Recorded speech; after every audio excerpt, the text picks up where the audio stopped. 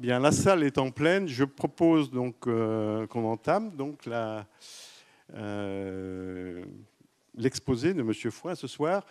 Donc, c'est comme d'habitude, dernier mardi de chaque mois, nous organisons donc dans le cadre, pour ceux qui n'ont pas l'habitude de venir, des conférences en partenariat avec la médiathèque de Toulouse et puis donc l'Académie de l'air et de l'espace. Voilà, donc merci d'être venus, en particulier avec le métro qui est actuellement en travaux. Certains ont dû venir à pied. Donc, je vois que l'Assemblée est nombreuse. Très bien. En plus, le sujet ce soir est particulièrement d'actualité parce que c'est bientôt les 50 ans. Alors, 50 ans du vol Concorde, c'est vrai, mais aussi les 50 ans des premiers pas de l'homme sur la Lune.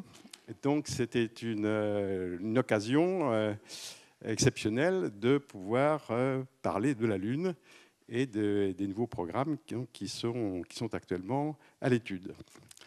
Voilà. Pour ce faire, nous avons fait appel à un de nos meilleurs experts européens, Bernard Fouin, qui est venu exprès de Hollande pour nous parler donc de ce programme lunaire. Donc Bernard Fouin est un astrophysicien de formation. Il a fait, je crois, plusieurs années à l'ESO, qui est l'observatoire du sud, de l'hémisphère sud européen.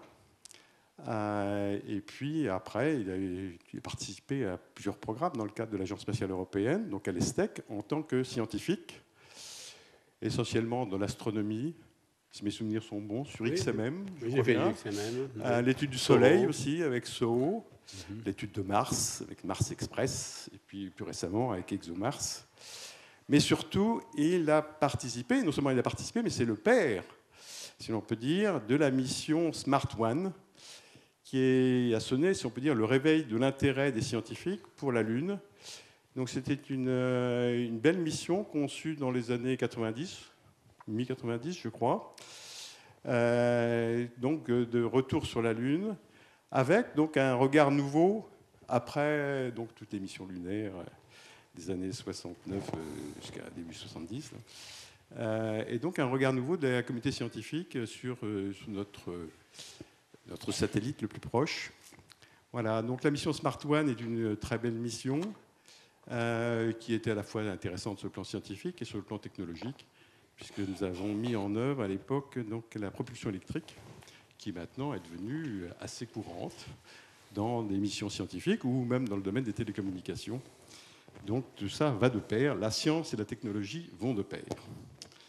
Voilà, donc comme d'habitude, c'est à peu près 1 heure de présentation, et puis après, donc l'Assemblée pourra poser des questions pendant une demi-heure, 3/4 d'heure. En général, les pompiers nous mettent dehors vers 8 heures. Okay, d'accord. Voilà, donc merci à Bernard Fouin d'être venu. Et puis, je lui laisse la parole. Merci beaucoup.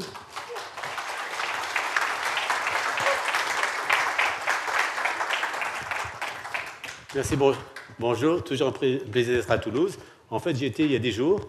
Entre-temps, je suis allé en Chine, à une conférence sur l'espace. Et vous savez, la Chine est très, très en avance. Ils ont beaucoup de missions. Et puis, je suis revenu juste à temps aujourd'hui. Merci pour votre patience aussi, puisque, en fait, nous préparons un voyage vers la Lune. Nous préparions les fusées, et nous avons mis 2 instruments, 2 ordinateurs que nous avons testés en toute sécurité avant que vous puissiez rentrer. Donc, attachez vos ceintures, parce que le voyage vers la Lune va commencer. Et le voyage vers la Lune, bon, nous l'avons commencé nous-mêmes, en fait, c'est vrai. J'ai commencé comme un astronome, un astrophysicien. J'ai étudié les étoiles, le Soleil, et puis j'ai découvert la Lune, donc il y a 20 ans, lorsqu'on m'a confié la responsabilité de la définition de notre première sonde vers la Lune, Smart 1, et aussi, j'ai fait des analyses de missions, d'alunisseurs que nous pourrions envoyer depuis l'Europe vers la Lune. Et donc, c'est une passion donc, de plus de 20 ans que je voudrais partager avec vous. Et j'ai eu l'occasion de voir que la Lune vraiment parle à tout le monde. Donc, tout petit, nous pouvons la reconnaître. Et en fait, la Lune est un continent de la Terre. Nous pouvons le caractériser comme un continent, parce que nous savons que la Lune est née en fait, d'un impact avec la jeune Terre. C'est un endroit, un continent que l'on peut voir dans le ciel tout le temps, qui nous fait rêver. Et nous savons que nous pouvons nous projeter sur ce continent. et nous pourrons explorer, exploiter, vivre sur ce continent. Certains d'entre nous iront avec leurs pieds, mais tous ensemble, nous pouvons y aller avec notre imagination et en bénéficier. Donc c'est pour ça que nous avons intitulé cette conférence « Notre voyage sur le continent lunaire ». Donc je travaille à l'ESA, donc j'ai des scientifiques en chef, j'ai un groupe international d'exploration lunaire sur le monde entier, et je travaille aussi avec un grand nombre de jeunes professionnels et des chercheurs plus confirmés. Et nous avons créé une initiative qui s'appelle EuroMoon Mars, donc où nous entraînons des jeunes et des chercheurs avancés à préparer les instruments, à préparer les méthodes pour aller vivre sur la Lune, faire de la science sur la Lune.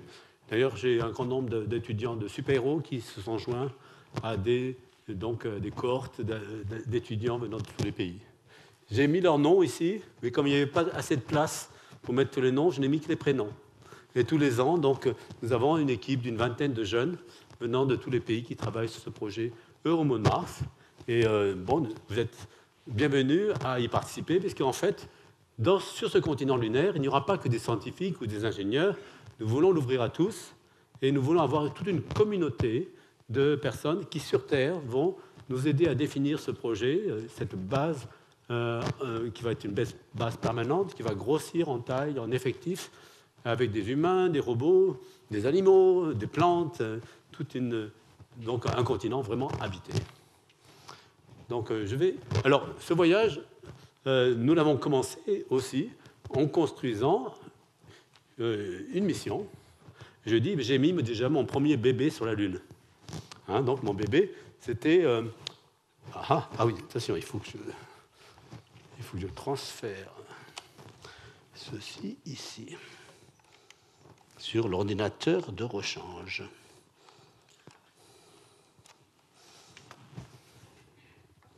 Ça marche. Et merci à Jonathan pour... OK, d'accord. Et donc, voilà, mon bébé, c'était ce Martin. D'accord. Voilà. Niveau audible, voilà, parfait. C'est bien d'avoir un retour. Comment ça va? En général, je n'ai même pas besoin de micro, mais voilà. Donc, notre bébé, c'était ce Martin. C'est une petite mission pour des recherches techniques et scientifiques avancées. Et cette mission, donc, nous l'avons définie en fait à partir des années mi-95. La mission est approuvée en 99. Nous l'avons construite en 3 ans avec l'industrie. Donc, c'était vraiment un record d'avoir une équipe motivée qui a défini avec l'industrie cette mission, qui l'a construite. Et puis, nous l'avons lancée en 2003. Et une mission, vous voyez, c'est un satellite assez astucieux, la taille d'une machine à laver, des ailes de 14 mètres qui donnent l'énergie électrique qui permettait de faire fonctionner le système de propulsion qu'ils ont emmené de la Terre à la Lune. Alors, ce Martin, en fait, c'est aussi l'Europe vers la Lune, et donc sous la supervision des ingénieurs de l'ESTEC. L'ESTEC, c'est le centre spatial de recherche et de technologie de l'ESA, qui est aux Pays-Bas, donc c'est là où je travaille, en général, mais aussi avec l'industrie spatiale suédoise comme industrie principale, et puis un certain nombre de sous-traitants. Nous avons construit en Europe la première mission vers la Lune. Alors, il y avait des technologies innovantes à bord, une technologie de communication, où, par exemple, nous avions un système d'antenne à haute fréquence qui permettait de communiquer beaucoup de données. Nous avions aussi un système de communication laser. Là, ça c'est très simple. Vous avez un laser sur Terre et vous tirez sur votre satellite. Et après, vous mesurez donc le signal qui vient de ce laser et on peut ainsi valider des techniques de communication optique à beaucoup plus haut débit. Nous avions aussi à bord des nouvelles technologies de la plateforme, du satellite, donc des panneaux solaires avec une efficacité vraiment inégalée, aussi des ordinateurs de bord, d'ailleurs que nous avons empruntés à l'industrie automobile, dans un système de gestion de tous les capteurs, le système de navigation. En fait, c'est très bien fait dans l'automobile et nous l'avions miniaturisé émis pour contrôler les instruments de notre satellite.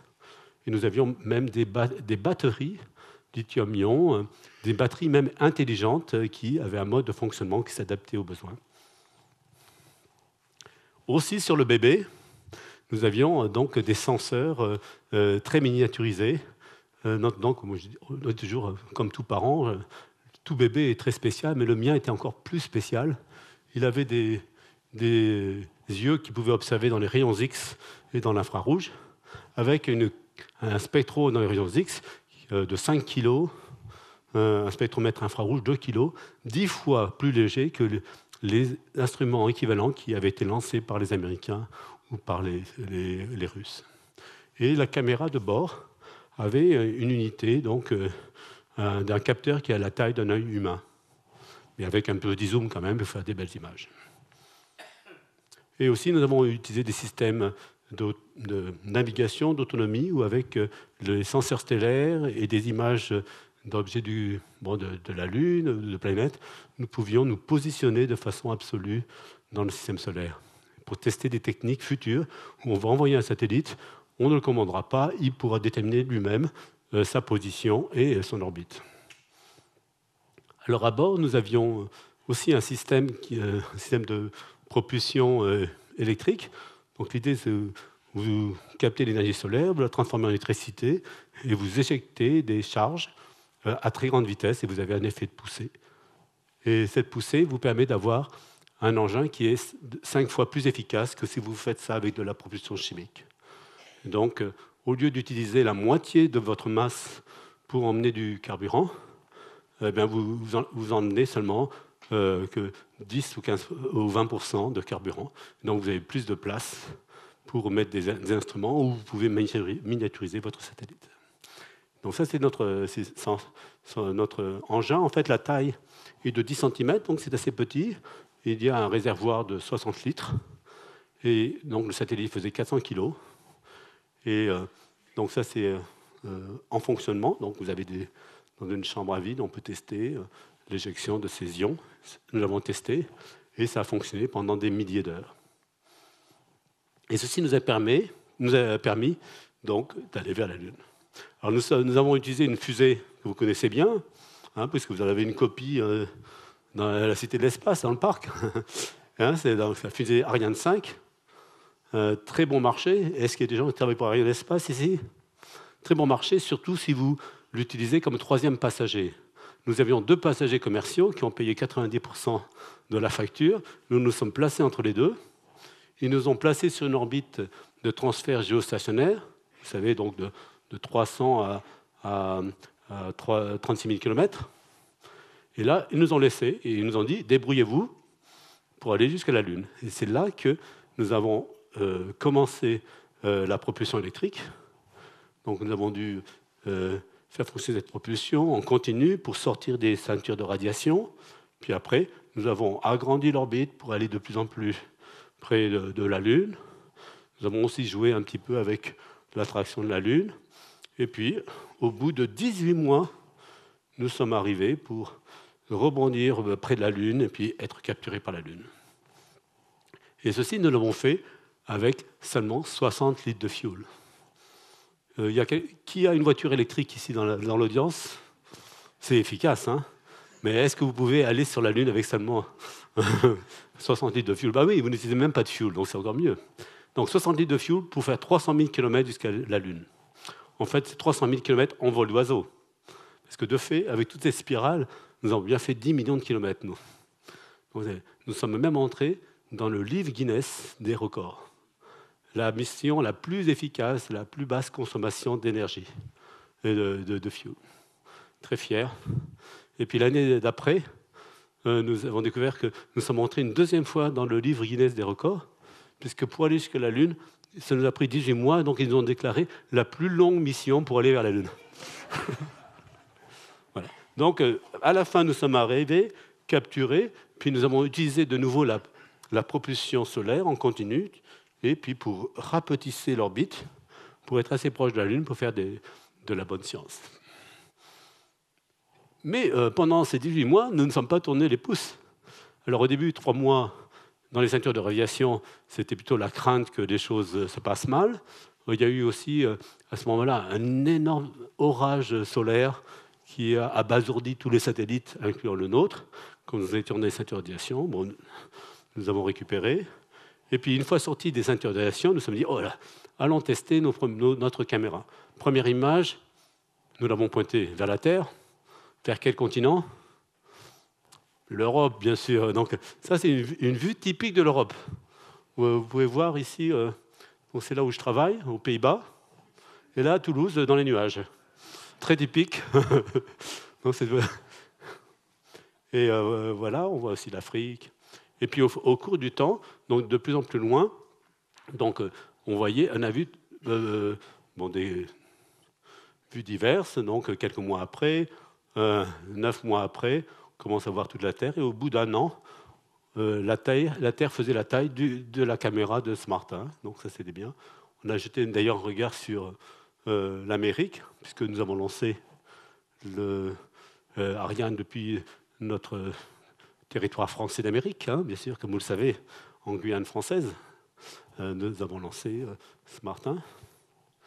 Et donc un résumé de ce Martin. Nous sommes restés 1 an et demi autour de la Lune, puis à la fin, il n'y avait plus de fuel pour contrôler son attitude. Et donc, irrémédiablement, nous devions nous poser sur la Lune. Nous l'avons fait, nous sommes posés à 2 km par seconde, pas tellement en douceur, mais nous avons même observé d'ailleurs cet impact, je pourrais vous dire.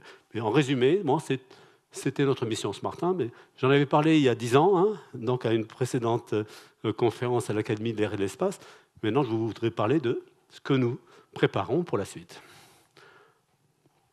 De fait, ce Martin, ou Smart 1, oui, ou Smart 1, ou Smart Uno, ou Smart Adim, ça dépend de quel pays. Mais donc, Smart est une illustration de l'intérêt scientifique d'avoir des instruments à bord d'une mission lunaire. Donc, par exemple, une caméra qui permet de mesurer la tectonique, c'est donc la déformation de la croûte qui exprime donc l'évolution interne de la Lune, qui s'est refroidie, qui s'est contractée. On voit aussi des cratères d'impact sur la Lune, et on peut les étudier en détail, voir les éjectats, voir les remparts, voir les structures. On peut aussi compter tous ces cratères, et à partir de cela, établir une chronologie du bombardement de toute la Lune, mais aussi de régions données de la Lune, et même comprendre d'ailleurs quelle est l'histoire du bombardement de la Terre ou de tout le système solaire. Il y a aussi sur la Lune des processus volcaniques. Donc on a parfois des basaltes qui sortent et qui s'écoulent à la surface de la Lune, qui inondent par exemple des cratères d'impact. Il y a aussi des processus assez intéressants sur les pôles de la Lune qui sont très froids. À l'équateur de la Lune, c'est des températures qui vont de plus 120 degrés pendant la journée à moins 70 degrés Celsius pendant la nuit. Donc, de nuit très chaude, de nuit très froide. Au pôle, c'est beaucoup plus raisonnable. C'est une température très confortable, assez stable, à moins 40 degrés. Oui. Mais donc, avec une petite construction, on peut très bien rendre ça habitable. Mais aussi, donc, à ces températures, il y a des processus où on peut avoir des glaces qui peuvent être préservées. Et donc, on a accès à des volatiles, à des glaces qui peuvent être exploitées pour les humains et même pour des applications commerciales. J'ai parlé de la fin de ce Martin. Nous avons terminé un peu avec un petit feu d'artifice où la sonde est arrivée à 2 km par seconde. Et donc, nous avons pu observer depuis le télescope de Canada-France-Hawaï son impact, un flash, et puis ces débris, parce que ça fait un ricochet, ça rebondit, et donc ça crée un nuage de poussière et de métal, donc sur quelques dizaines de kilomètres. Et très récemment, nous avons découvert la trace du premier toucher de la Lune par ce Martin. Ça avait une taille d'environ 14 mètres. Hop, le rebond de ce Martin. Alors voilà ainsi le type de processus que vous pouvez étudier avec des missions lunaires. Et ces processus, ils ont lieu aussi sur Terre, donc on peut mieux comprendre comment ils fonctionnent sur la Terre ou sur d'autres planètes rocheuses. Alors, une autre résultat de ce Martin est notre vision des pôles de la Lune que nous avons. Nous étions sur une orbite polaire, donc nous pouvions chaque fois faire quelques images. Et puis là, nous avons assemblé une mosaïque de ces images du pôle sud. Oh, pardon, ça va un peu vite là.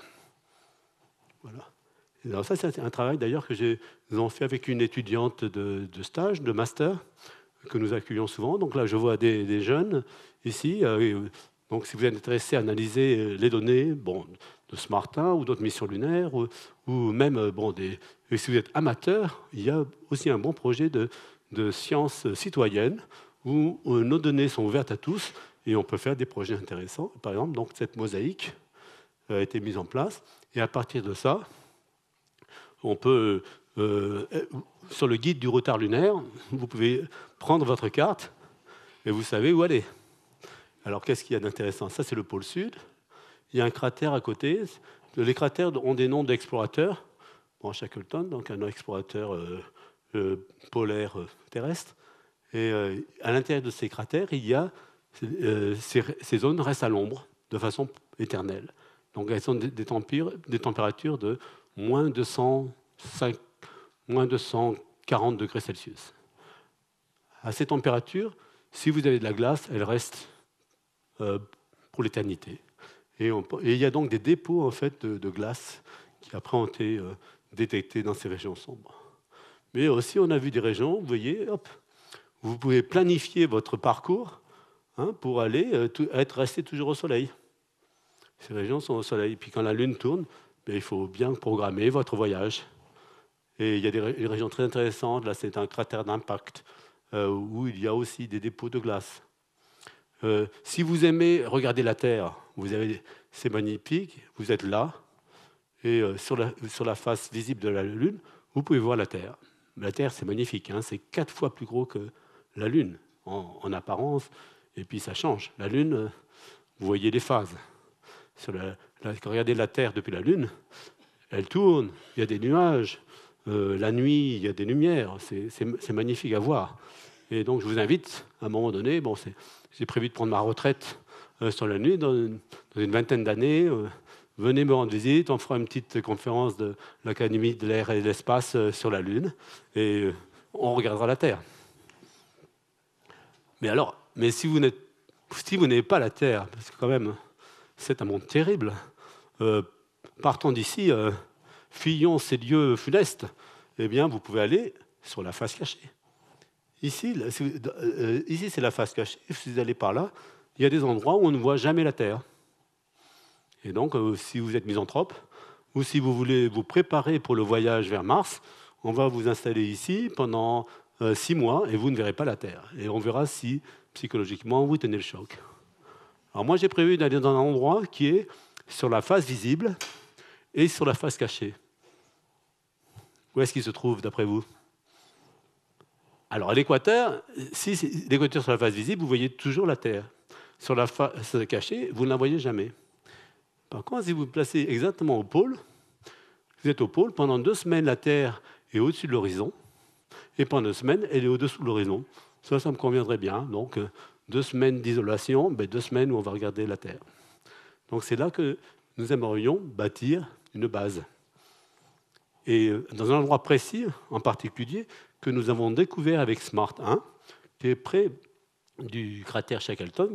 Le pôle sud est ici, le pôle géographique, et à une dizaine de kilomètres, il y a un endroit qui est un peu surélevé.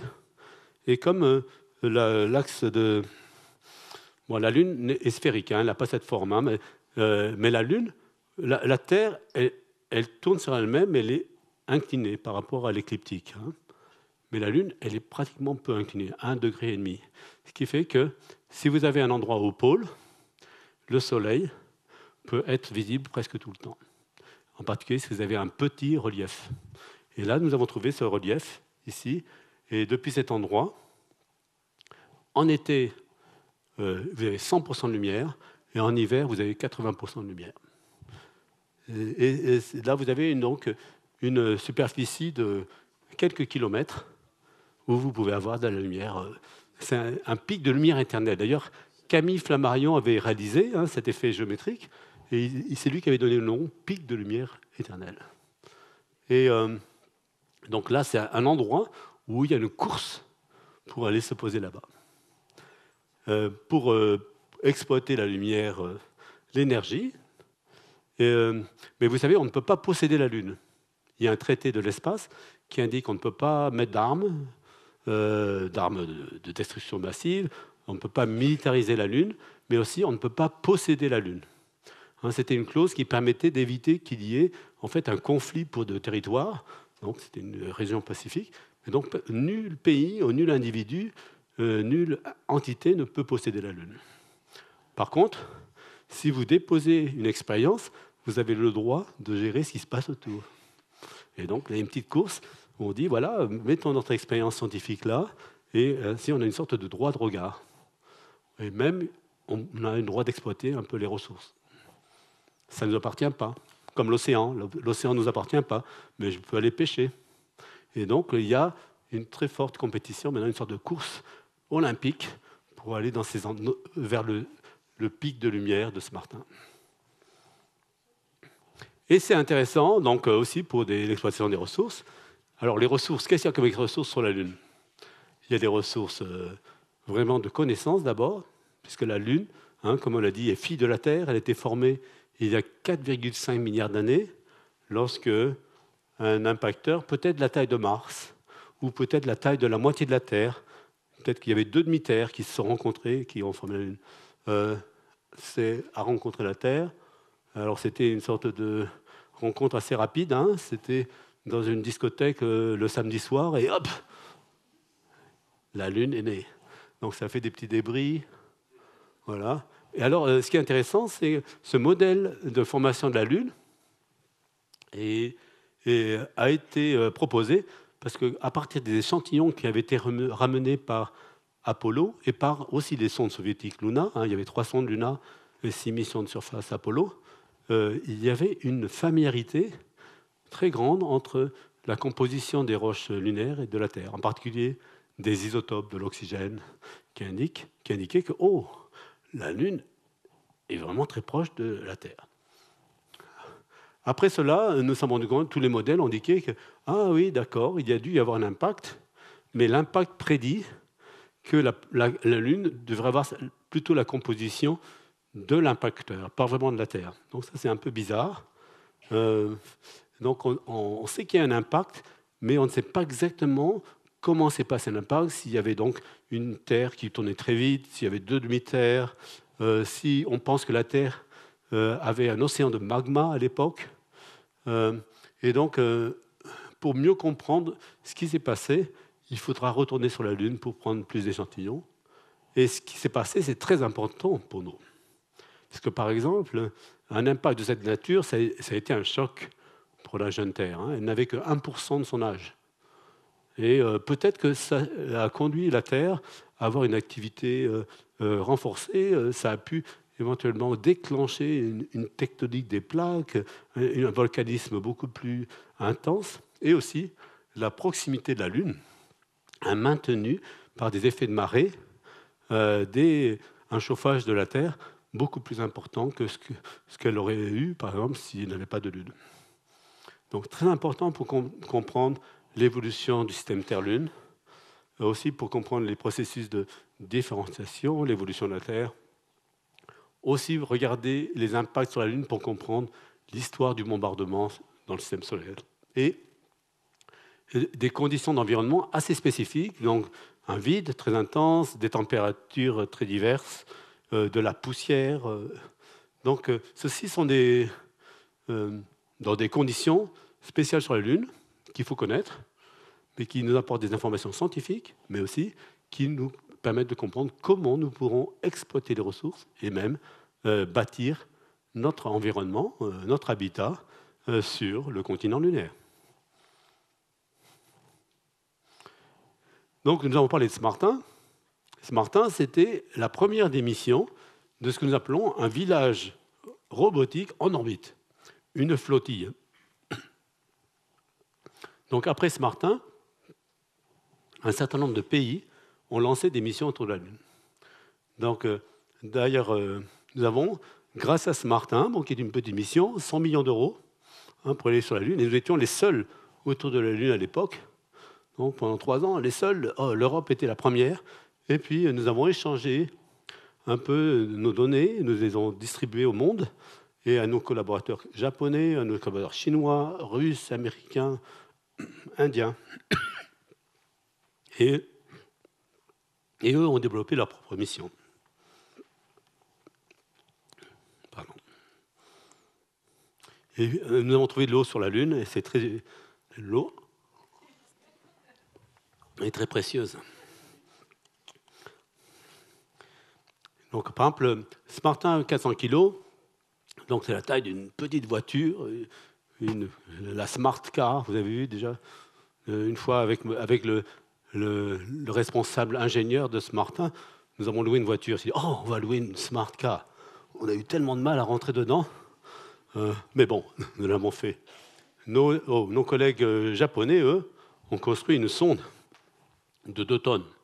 Donc quand ils louent une voiture, ils prennent une Lexus. C'est l'équivalent. Mais c'est une sonde équipée, ils avaient une douzaine d'instruments, des centaines de kilos d'instruments, qui ont été construits par diverses universités. Et ça leur a permis de vraiment de construire une expertise dans toutes ces universités pour faire du spatial. Et nous avons aussi collaboré avec les Chinois lorsque SMART-1 était autour de la Lune. Nous avons même partagé l'orbite de SMART-1 et donc nous avons invité tous les radiotélescopes de la Terre à observer les données de SMART-1. Et les Chinois l'ont fait, les Américains, les Japonais, et ainsi ils ont validé leur système de réception de données. Et quand ils ont eu leur mission, leur système était prêt. En remerciement, ils nous ont tous invités à participer à leur mission lunaire. Donc, ce qui a permis, donc, après la fin de SMART-1, de continuer l'aventure lunaire en collaboration avec nos collaborateurs internationaux, le Japon, la Chine, ils y sont les 2 fois, et l'Inde. J'ai même donc fait un voyage en Inde pour négocier de mettre 3 instruments européens à bord de la sonde indienne, qui s'appelait Chandrayaan 1. Et ces missions, vraiment de la flottille orbitale, ont fait des découvertes superbes. D'abord, une carte de la gravité de la Lune. Donc, gravité, vous voyez ici ces points rouges, c'est des anomalies de gravité parce qu'il y a des régions. Est-ce que vous reconnaissez, vous regardez la Lune au télescope? Qui a déjà vu la Lune avec un télescope? C'est bien. Oh, vous avez du beau temps à Toulouse, vous avez de la chance. Mais vous allez reconnaître, donc ici, vous avez des marées. Donc, vous avez Imbrium, Tranquillitatis, Serenitatis. Et en fait, c'était des impacts, des basses en impact, qui après ont été remplis de lave sur une épaisseur de quelques kilomètres. Et donc, ça a apporté de la matière en plus, et ça a créé donc un excès de masse. Et donc, quand vous passez avec un satellite au-dessus, hop, vous voyez une constante de masse, et hop, votre satellite voit la signature. Et ce qu'on appelle ça des concentrations de mass concentration, MASCON. Alors, sur la face visible de la Lune, vous les voyez très bien. Sur la face cachée de la Lune, il y a aussi des impacts, mais cette signature de l'excès de masse est compensée autour, simplement par le fait que la croûte sur la face cachée se comporte de façon différente. Le manteau, l'asténosphère, comme on l'appelle, se comporte de façon différente sur la face visible et la face cachée. Donc ça, c'est une belle découverte faite par nos collègues japonais. Alors aussi, la topographie. Donc, la face visible dominée par ces bassins d'impact qui ont été remplis de lave, donc très plates. Et puis, il y a quand même des résidus des plateaux anciens, donc qui, eux, ont beaucoup de cratères et du relief. Sur la face cachée, aussi, quelque chose de complètement différent. D'abord, un bourrelet énorme près de l'équateur, un bourrelet de près de 10 km sur l'équateur de la face cachée, et aussi sur l'hémisphère sud de la face cachée. Hop, un bassin d'impact géant, le plus grand bassin d'impact dans le système solaire, hein, qui a une profondeur de près de 10 km. Et cet impact était tellement violent qu'il a remué, il a même mis des échantillons du manteau en profondeur à la surface. Donc, par exemple, j'ai mes collègues américains qui disent « Oh, nous aimerions bien avoir des échantillons du manteau. Qu'est-ce que vous avez comme idée, comme technique ?»« Oh, c'est très simple, nous allons creuser un trou de 10 km. » Alors, on leur a dit il y a peut-être une autre possibilité, c'est d'aller là où la nature a déjà fait le travail pour vous. Et c'est ce qui s'est passé ici. La nature a déjà fait le trou de 10 km, donc il suffit d'aller dans certains de ces endroits et vous allez pouvoir recueillir des échantillons du manteau. Et d'ailleurs, à part des données précédentes, vous pouvez même reconstruire l'épaisseur de la croûte. Ça, c'est la face cachée et la face visible. Donc sur la face cachée, vous avez des épaisseurs qui font jusqu'à 100 km de la croûte. Face visible, c'est autour de 30-40 km. Il y a des endroits aussi, c'est quand même moins, 20 km. Mais sur ce bassin d'impact, il y a des endroits où la croûte ne fait que 10-20 km. Et il y a même un endroit où la croûte fait 0 km. Donc si vous êtes là-bas, vous allez vraiment être tout près du manteau. Donc avec ces données récentes, des mesures de caméras à haute résolution, on a vraiment fait des découvertes superbes sur la Lune. Aussi en utilisant des radars qui vous permettent de voir sous la surface. On a pu voir diverses coulées de lave dans le temps, dans ces marées. Il y a même eu en sous-surface, on peut détecter des tubes de lave, donc des cavités. Et la gravité de la Lune étant assez faible, 1/6 de la gravité terrestre, on peut soutenir des structures immenses sur des dizaines de kilomètres, des tubes de lave où on pourrait construire des villes souterraines. On peut aussi cartographier les coulées de lave et on s'est rendu compte qu'on pensait auparavant que le volcanisme avait cessé sur la Lune il y a 2,5 milliards d'années, mais de fait, il y a des régions localisées où il y avait encore du volcanisme il y a 1 milliard d'années. Et d'ailleurs, les Chinois ont l'intention de ramener des échantillons de ces régions. Après, les Indiens aussi ont lancé une mission, Chandrayaan-1, qui a fait des découvertes. Une découverte fondamentale, c'est celle de la présence d'eau et de composés hydroxyles à la surface de la Lune, en particulier sur les pôles de la Lune. Ils ont pu voir une forte concentration. Et on pense que c'est essentiellement dû à l'interaction du vent solaire qui contient des protons qui se mélangent à l'oxygène des silicates pour former des composés d'hydroxyle et d'eau. Et on a pu voir que d'ailleurs cette couverture de surface varie un petit peu dans le temps, donc c'est comme si la Lune respire, une respiration un peu humide avec le temps. Mais à cette eau qui vient du vent solaire, il y a aussi de l'eau qui peuvent venir de l'impact d'astéroïdes ou de comètes qui de temps en temps viennent sur la Lune. Et chaque fois qu'elles impactent la Lune, produisent une sorte de nuage humide qui marche un petit peu au hasard sur la Lune jusqu'à ce qu'il retrouve un endroit très froid. Et comme dans votre frigo, dès qu'il y a un endroit très froid, tout va se congeler à cet endroit. Et donc l'idée, c'est dans les pôles, on pourrait avoir donc des échantillons de comètes ou d'astéroïdes qui pourraient être donc prélevés. Et un de mes rêves, c'est d'aller vers les pôles de la Lune, là où nous avons découvert des couches d'eau mélangées à la poussière, faire une carotte d'une dizaine de mètres, même peut-être 2 mètres, et d'avoir donc des échantillons d'une centaine de comètes qui ont impacté la Lune sur les dernières 100 millions d'années. Ça serait une belle expérience à faire. Alors, j'ai parlé des missions asiatiques, mais les Américains aussi ont eu un certain nombre de missions vers la Lune.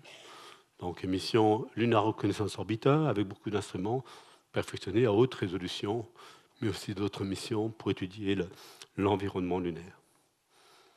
Il y a 20 ans, en préparation de ces missions, nous avons formé un groupe qui s'appelle le Groupe international lunaire, ce groupe international d'exploration lunaire, donc avec des agences spatiales, avec des industriels, avec des académiques, avec des jeunes. Il y a même un groupe qui s'appelle le groupe des jeunes explorateurs qui ont fondé une société et aussi avec lesquels nous avons des programmes de recherche.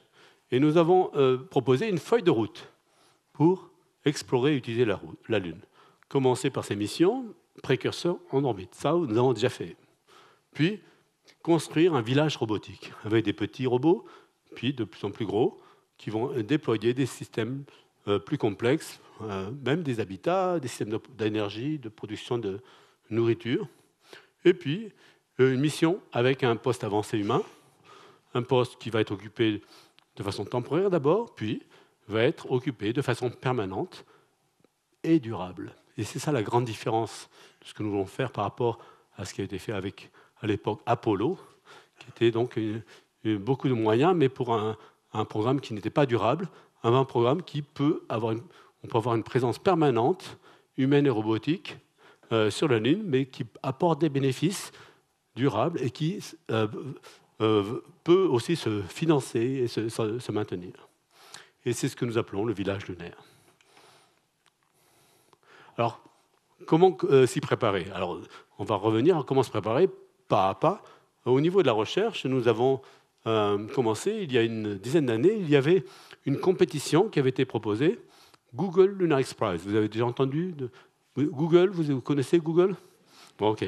Lunar X Prize, Google avait financé un prix de 20 millions de dollars à qui serait le premier entrepreneur à se poser sur la Lune, déployer, faire une vidéo, bouger 500 mètres, refaire une vidéo.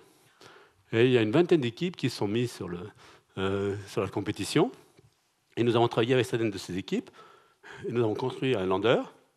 Mais en particulier, nous avons vu avec des jeunes professionnels comment équiper le lander de caméras, d'instruments.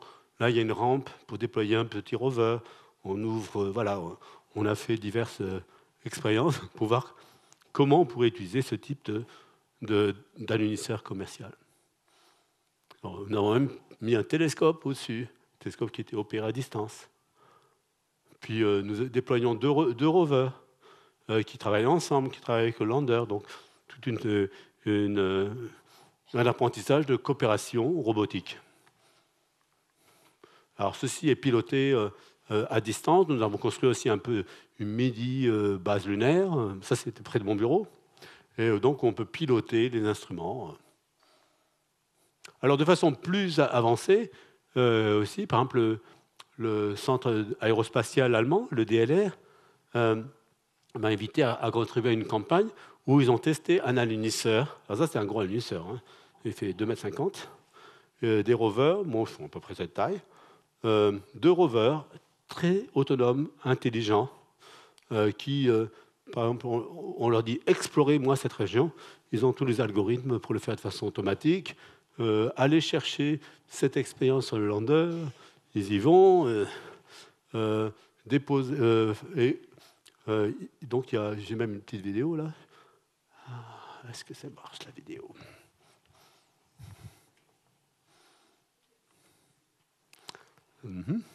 Bon, il y a une petite vidéo, mais on la regardera peut-être après. Je l'ai sur notre ordinateur. C'est bien ça. On a testé. Bon, on y reviendra. C'est bizarre. Bon, en tout cas, il y a un rover qui déploie. Et en fait, il y a beaucoup de travail pour de la robotique avancée. Et ça, par exemple, des systèmes robotiques, des bras qui sont utilisés dans l'industrie, mais qui peuvent être aussi adaptés à des applications planétaires, des rovers avec des roues, très bonne locomotion. Peut-être que le prochain astronaute sur la Lune, prochain européen, ça sera un petit androïde qui pourra parler, et puis on pourra voir à travers ses yeux et manipuler des engins à travers ses bras. Et donc, là, on a aussi même des moyens de se préparer à un partenariat entre robots et humains. Même quand on a des astronautes sur la Lune, nous avons par exemple certains robots qui peuvent être utilisés comme assistants, comme animaux domestiques, aller à l'arrêt, sauver des astronautes en difficulté, ou même des systèmes qui peuvent être utilisés pour faire de la chirurgie à distance s'il y en a un problème avec un astronaute sur la Lune. Ah, okay. De fait, le village robotique que nous avions prédit il y a 20 ans a commencé. Il y a 5 ans, nos collègues chinois, donc après avoir lancé 2 orbiteurs, Chang'e 1, Chang'e 2 autour de la Lune, ont lancé Chang'e 3, un alunisseur, en décembre 2013, qui a déployé un rover, à peu près de cette taille, qui s'appelle le Yutu. Yutu, c'est qui parle le chinois ici? Yutu, c'est un petit lapin de jade. Je sais pas, je reviens de Chine et je me suis toujours posé la question, pourquoi est-ce qu'ils voient un lapin sur la Lune? Eh bien, si vous êtes en Chine et que vous regardez la Lune, quand on est plus près de l'équateur, donc vous voyez vraiment les deux oreilles du lapin. Et donc c'est vrai, dans les légendes chinoises, ils associent beaucoup le lapin avec la Lune. Et aussi, c'est dans les légendes qu'on rencontre aux enfants, la Lune a une grande place, bien sûr. Et donc leur programme de mission lunaire, ils l'ont nommé après une fée, une princesse qui est allée voyager vers la Lune, qui s'appelle Chang'e. Et là, voilà le rover lunaire qui a fonctionné, puis qui s'est arrêté, mais le lander lunaire lui-même, ce gros lander, Chang'e 3, est encore en opération après 5 ans. Donc nous avons une permanence robotique sur la Lune depuis 5 ans. Il y a même un télescope au-dessus qui observe la Terre de temps en temps, qui observe les étoiles variables, toujours en opération. Donc un programme remarquable. Et vous avez ici le logo du sponsor qui a financé. Donc c'est un gros programme avec une haute priorité et très bien organisé en Chine. Mais après 5 ans, ils ont lancé en fait le modèle de rechange de cette sonde qui avait bien fonctionné, et ils l'ont lancé sur la face cachée de la Lune. Donc aussi avec un satellite de relais pour relayer les données. Donc maintenant, ils ont 2 sondes sur la Lune. Donc vraiment, le village robotique a commencé. Alors, plus récemment, nos amis d'Israël, en fait, c'est une entreprise commerciale qui a développé un alunisseur qui s'appelle Bereshet. Bereshet, c'est-à-dire Genèse en hébreu. Donc, ils ont lancé cette sonde. Ils l'avaient développée essentiellement avec des moyens commerciaux. Puis ils ont eu un peu de financement de la nation d'Israël. Et donc, ils l'ont lancé en février. Et ils sont arrivés en avril. Et c'était la première mission commerciale à toucher la Lune. Alors, malheureusement, à 15 km d'altitude, leur fusée a cessé de fonctionner pour décélérer. Et donc, ils ont touché la Lune à grande vitesse. Ils ont l'écrasé. Alors moi, je ne commande pas, parce que ce matin, nous sommes déposés à 2 km par seconde. Ils sont déposés 10 fois moins rapidement, donc c'est presque en douceur, mais quand même assez... donc ils étaient quand même assez découragés, déçus, mais ils ont vraiment une mission, ils ont fait beaucoup de travail depuis une dizaine d'années, et c'est remarquable. Et ceci a été bien reconnu, donc en fait... Ils ont obtenu un prix Guyana Express de $1 million pour leur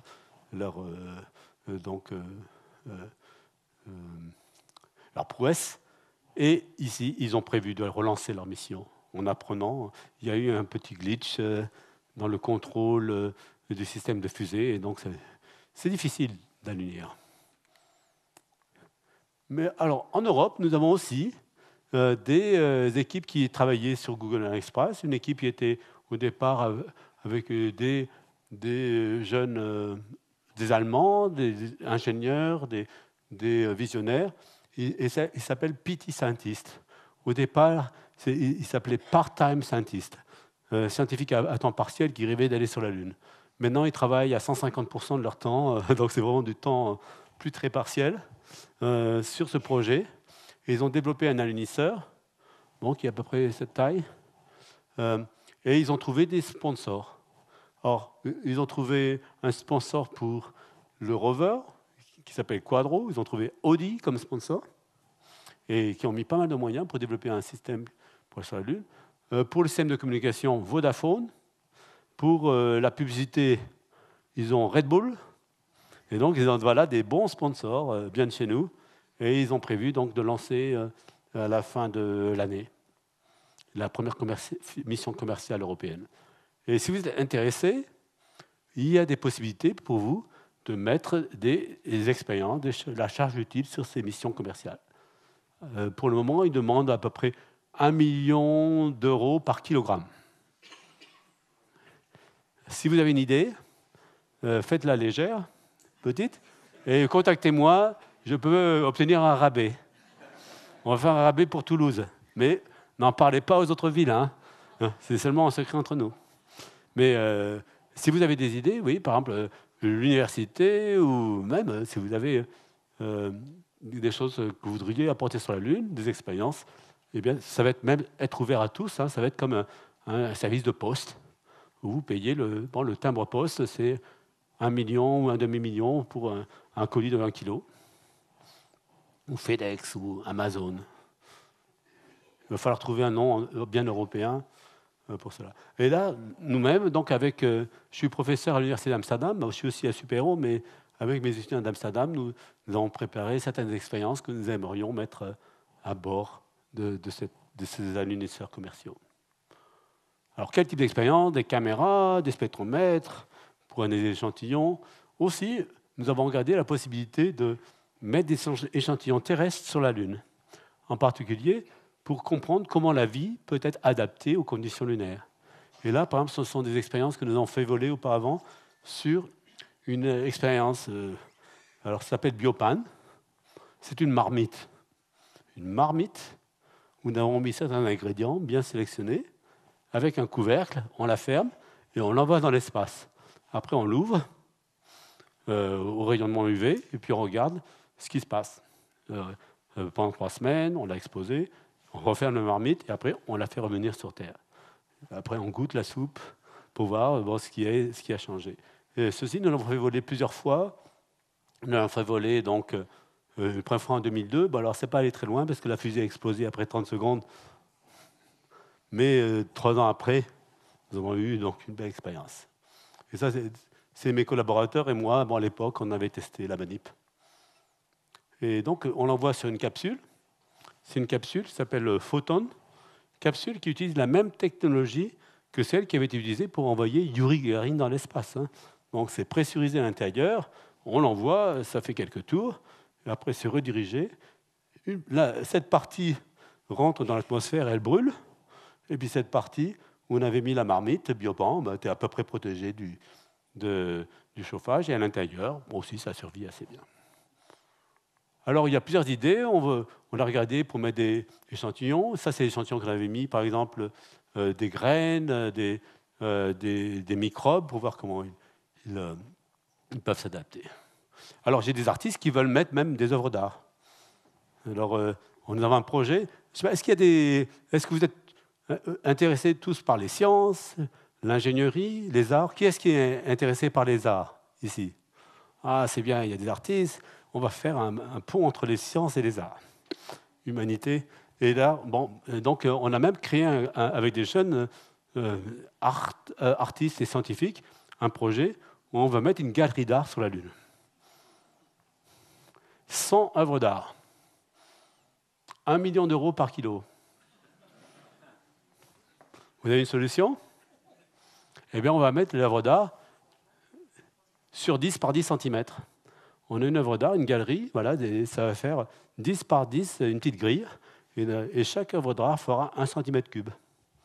Et maintenant, on a fait donc un appel à artistes, à idées, artistes et scientifiques, on les fait travailler ensemble pour concevoir des œuvres d'art qui chacune tiennent dans un cube de 1 cm.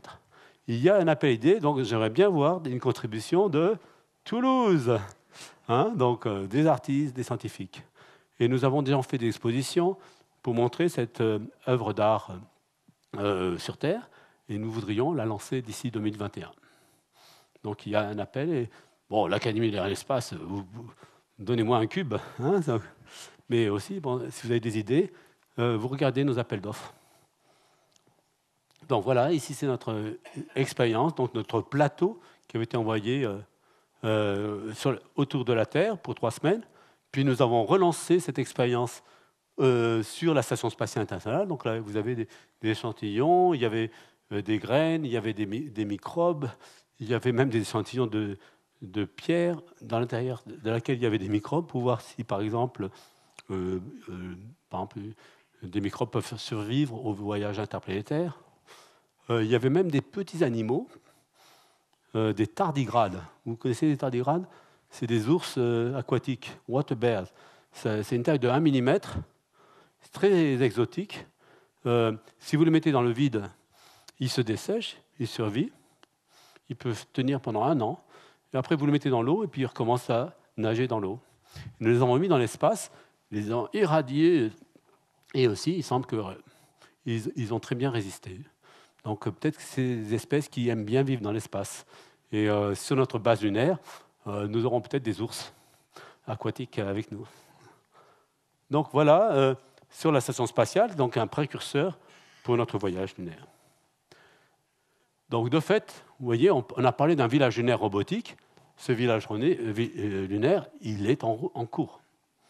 Et c'est concret, puisque là, vous voyez, sur 2013, les Chinois, 2018, ils y sont, 2019, on a une mission commerciale. Les Indiens vont lancer Chandrayaan-2, un lander, aussi dans quelques mois. À la fin de l'année, on a un retour d'échantillons donc de ces laves jeunes de la Lune, puis d'autres charges utiles commerciales, la Corée, les Russes avec l'ESA et les Américains. Mais aussi, les humains vont aller vers la Lune. Alors, ça a pris plus de temps que prévu, mais bon, nous travaillons sur un projet avec les États-Unis où ils développent une capsule plus grosse que la capsule de Apollo, donc il va pouvoir emporter 4 astronautes. Elle s'appelle Orion. Donc, Orion, c'est Apollo avec des stéroïdes, c'est très gros, c'est plus fort, beaucoup de place, mais ils ne sont pas capables d'aller vers la Lune. Alors, ils nous ont demandé, Européens, de construire un engin qui peuvent les envoyer jusqu'à la Lune et les ramener sains et saufs sur la Terre. Et donc là, nous construisons ce module, dont 2 modules en fait. Pour un premier lancement en 2020, nous allons lancer le tout, et ça va rester une semaine autour de la Lune, même aller plus loin que jamais. Et puis, en vol automatique, on ne prend pas de risque, on va tout vérifier. Et en 2022, il devrait y avoir 4 astronautes à bord. Et nous espérons que, grâce à notre contribution, l'un d'entre eux, ou l'une d'entre eux, sera européen. Et peut-être un ancien étudiant de super-héros. Parce que, en fait, dans notre corps des astronautes, on a 3 étudiants de super-héros. Il y a donc un Français, vous connaissez Thomas, un Allemand, Mathias, une Italienne, Samantha. Ils ont étudié à super-héros. Donc, c'est bien, Toulouse a des bonnes chances d'être autour de la Lune, autour de 2022. Et alors, maintenant, avec les humains, comment se préparer pour avoir une présence durable à la surface de la Lune? Et là, nous avons regardé des concepts où, par exemple, vous emmenez des modules, comme celui-là, bon, qui tiennent dans des fusées, vous allunissez en douceur, et puis vous pouvez déployer des structures gonflables pour avoir plus d'espace, de volume, mais aussi il faut recouvrir ces structures de 1 mètre d'épaisseur de régolithe, de poudre lunaire, ou de glace d'eau pour les protéger des radiations ou des impacts de météorites. On a regardé comment ça pourrait être fait aussi avec des robots, avec des techniques d'impression 3D pour construire ces modules. Donc voilà, il y a un certain nombre de défis pour la mise en œuvre du village lunaire. Donc il faut y arriver en douceur, il faut avoir les moyens de communiquer avec la Terre, avec les autres modules, les opérations. Il faut survivre, genre les astronautes aiment bien survivre. Les robots aussi, mais bon, les robots, on peut se permettre de prendre des risques et puis de les remplacer. Mais après, il va falloir trouver une architecture de façon où on peut remplacer des parties défaillantes de robots en ayant des robots dépanneurs qui vont aider des robots en difficulté. Et puis les robots vont aider les humains et les humains aussi aideront les robots. Tout un partenariat. Donc, avoir une bonne mobilité pour aller explorer des régions assez à des dizaines de kilomètres, des régions très froides pour exploiter la glace, ou des régions qui sont montagneuses, et ceci avec des humains et des robots travaillant ensemble sous divers modes, et en exploitant les ressources de la Lune. Mais un défi encore nouveau par rapport à celui de l'époque Apollo, où nous avions des programmes gouvernementaux, c'est d'impliquer des usagers nouveaux. Et là, c'est un programme où les gouvernements vont peut-être financer seulement 20 à 30% du programme, mais nous devons avoir des partenaires, des industriels, des milliardaires, des investisseurs qui peuvent aussi déployer des technologies ou des financements pour aider à la construction du village lunaire. Et donc, là, on essaie de faire la liste des divers bénéfices des usagers. Donc, pour l'exploration, humain et robotique, impliquer le public, mais aussi des acteurs commerciaux et faire de la science. Alors, la science, il peut y avoir de la science de la Lune, donc comprendre l'évolution du système Terre-Lune, explorer, mais aussi science depuis la Lune avec des télescopes, ou science sur la Lune, en essayant de comprendre comment installer la vie terrestre, ou une partie de la vie terrestre sur la Lune, pour apprendre à vivre aussi avec des humains, et éventuellement même installer une sorte de biosphère, peut-être une sorte de planète B, enfin, il n'y a pas de planète B, non, une sorte de refuge où on pourrait mettre aussi certaines espèces vivantes pour apprendre à avoir tout un écosystème sur une autre planète, pour après apprendre à aller plus loin, ou même éventuellement avoir une sorte de sauvegarde au cas où, par exemple, une catastrophe pourrait, par exemple, supprimer la vie sur Terre.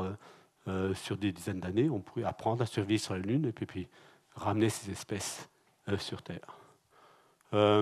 Sinon, faire aussi des bénéfices commerciaux, exploiter les ressources minières, mais aussi les ressources d'information, les ressources de compétences techniques, d'innovation, inspirer, par exemple, toute une population du public, des jeunes, à contribuer à certains de ces efforts d'innovation, même créez votre entreprise qui pourra avoir une activité, une branche d'activité à la surface de la Lune.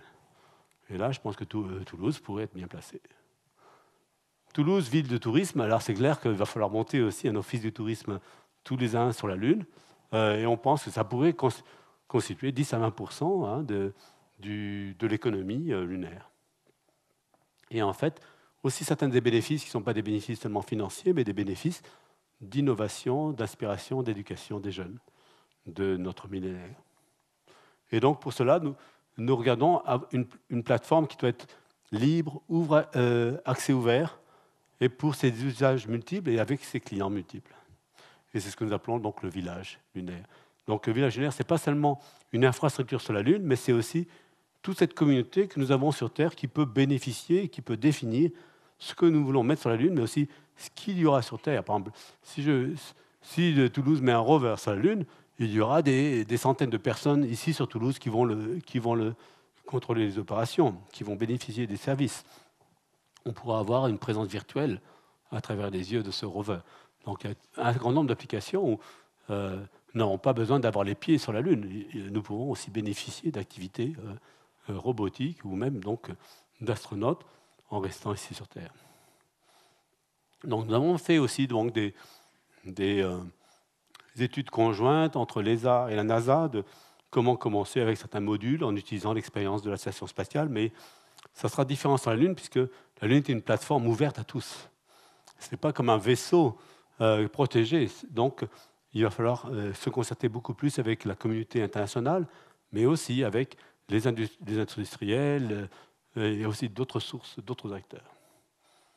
Et nous allons aussi utiliser donc, certaines technologies telles que celles que nous utilisons de contrôle de robots à distance,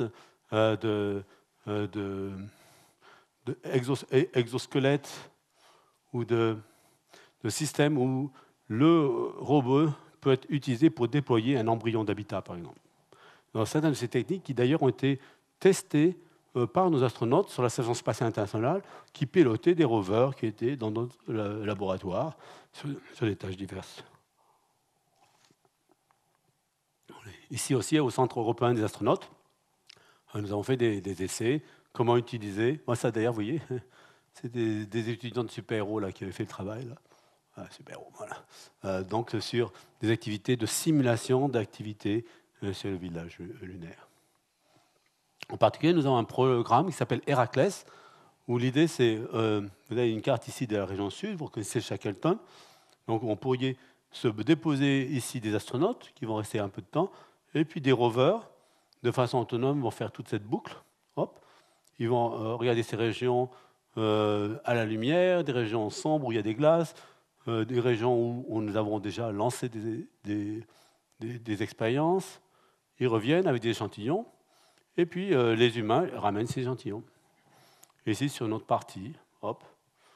Donc on a regardé des scénarios un peu combinés avec des humains bon, qui ont des séjours de courte durée au début, et puis des robots qui peuvent éventuellement faire tout ce travail, par exemple ici pour cette mission, et puis une autre mission humaine vient récolter des échantillons dans ce cratère Amundsen. Alors nous avons testé certains de ces modes d'opération, aussi avec des moyens de recherche plutôt académiques, hein, donc d'université. Nous avons construit un mini laboratoire lunaire. Et là, par exemple, encore 4 étudiants de super-héros qui étaient venus. Donc, ils pilotent des rovers. Ils ont des systèmes pour analyser des échantillons, des microscopes, spectromètres. Ici, vous avez une imprimante 3D. Vous êtes sur la Lune et vous dites « Oh, j'ai oublié mon outil ». Alors, on demande « Est-ce que vous pouvez m'envoyer un marteau spécial ?» Ils vont dire « Voilà, ça va vous prendre 5 jours ». Donc là, ce qu'on avait trouvé, c'était plus simple d'imprimer vos propres outils sur place, et comme ça, vous l'avez. Et donc, ça sera quelque chose qui sera assez courant sur la Lune, d'avoir donc impression en 3D pour des petits objets. Et puis même, éventuellement, vous utilisez la poudre lunaire pour imprimer, par exemple, des plaques pour construire votre plan d'alunissage ou des routes où vous ne souffrez pas trop de la poussière, ou même des habitats. Alors, un autre aspect de la préparation des humains, c'est de les préparer les équipages qui vont aller travailler sur la Lune. Et là, donc, il y a une dizaine d'années, nous avons commencé un programme qui s'appelle Euromoon Mars, et où nous enfermons pendant 2 semaines des jeunes sur une base lunaire. Et donc, là, d'ailleurs, il y avait aussi quelques étudiants de super-héros, mais là, c'était équipage international. Ils font de la recherche en labo, sur le terrain, ils font une démo d'instruments, regardent l'installation de l'habitat, les systèmes nécessaires et les aspects humains de travailler ensemble. Et aussi, ils ont leur formation académique et ils partagent ça avec leurs collègues. Donc là, on emmène des instruments pour analyser l'échantillon, regarder des signes de vie, et instruments similaires à ceux qui sont emmenés sur les missions planétaires. Et même ils s'initient donc aux sorties extravéhiculaires, ils mettent des costumes, et puis ils regardent un radar où ils font des carottes dans le sol. Là, par exemple, c'est une foreuse, et quand vous avez un costume, on a besoin de 3 astronautes pour faire fonctionner une foreuse sur la Lune ou Mars. Nous, aussi, à proximité de où nous travaillons, nous avons regardé le partenariat entre des astronautes, des rovers, des alunisseurs. Et là, voilà, sur la Lune. Nous faisons des simulations comme si nous étions à la surface de la Lune pour voir quelles sont les contraintes et comment définir les systèmes pour y habiter. Un autre aspect, c'est aussi la gravité lunaire, la poussière. Ça vous force à marcher d'une certaine façon. Vous perdez l'équilibre. Je ne sais pas, vous avez vu les vidéos, les astronautes commencent à marcher comme des kangourous. Et donc, il faut apprendre aussi à évoluer dans ces conditions. Alors, c'est un aspect intéressant de neurosciences, de voir comment le cerveau déchiffre ce qu'est la verticalité. Donc, il y a des études qui sont faites là-dessus. Alors, où aller sur la Lune? On a parlé des pôles, mais éventuellement, si vous allez à l'équateur, il fait parfois très chaud, il fait trop froid. Où aller? Il est proposé d'aller dans des tubes de lave. Et nous avons découvert, donc nos collègues japonais étaient les premiers qui ont découvert des entrées de tubes de lave. Ça, c'est une entrée de 60 mètres, il y a des tubes de lave souterrains.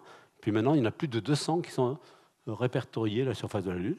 Et là, c'est intéressant, c'est que les conditions de température à l'intérieur, vous avez toute une gradation, donc entre températures qui peuvent être, par exemple, ici, plus 100 degrés, et ici, ça peut être moins 100 degrés. Donc, vous pouvez construire un habitat, un laboratoire, où vous allez bien gérer les conditions de température, et même, il est possible qu'il y ait, dans les régions au-dessous, des concentrations de glace aussi. Et donc, on regarde des systèmes où on pourrait installer des des postes avancés aussi dans ces tubes de lave. Nos collègues japonais aussi, avec leur radar, ont pu montrer qu'il y avait des cavités immenses de dizaines de kilomètres. Donc, à long terme, on pourrait même avoir des vides souterraines. Alors, nous avons fait des expériences analogues sur les tubes de lave en Europe ou en France. Ça, c'est la France de la Réunion. J'ai fait un petit voyage là-bas pour faire une expédition dans les tubes de lave. Ou ici, ça, c'est dans une région volcanique, à Eiffel, c'est près de Cologne, où nous avons fait des essais avec des astronautes et des rovers. Ou aussi une autre grotte de glace, où nous avons testé des procédures où, si vous avez des glaces sur la Lune ou sur Mars, dans une grotte, il est possible qu'il y ait donc une vie souterraine. Donc, comment détecter cette vie sans la détruire? Donc, nous avons testé des protocoles de protection pour chercher la vie sur des glaces lunaires ou martiennes. Voilà, donc c'est un endroit que nous avons visité dans le Tyrol. Et à propos de glace, nous avons d'ailleurs un projet en cours qui s'appelle ESALab. C'est un projet une plateforme de recherche interuniversitaire entre étudiants, une vingtaine d'universités en Europe, que nous faisons travailler ensemble sur un projet commun pour leur apprendre à travailler sur un projet spatial.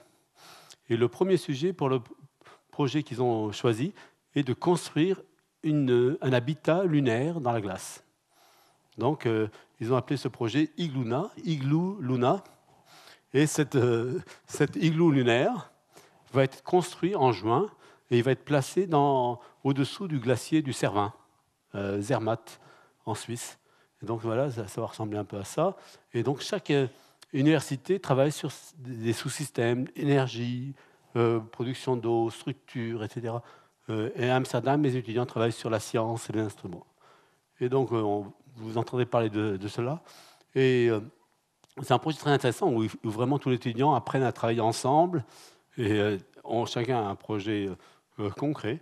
Et en juin, il y aura cette grosse campagne, mais l'année prochaine, nous allons faire un Igluna 2, et donc où nous allons construire un habitat et un laboratoire mobile qui pourrait aussi simuler donc un habitat ou un laboratoire lunaire, mais qui pourrait être testé dans diverses universités et qui pourrait être aussi déplacé à la fois entre universités ou dans des sites extrêmes qui ressemblent à la Lune.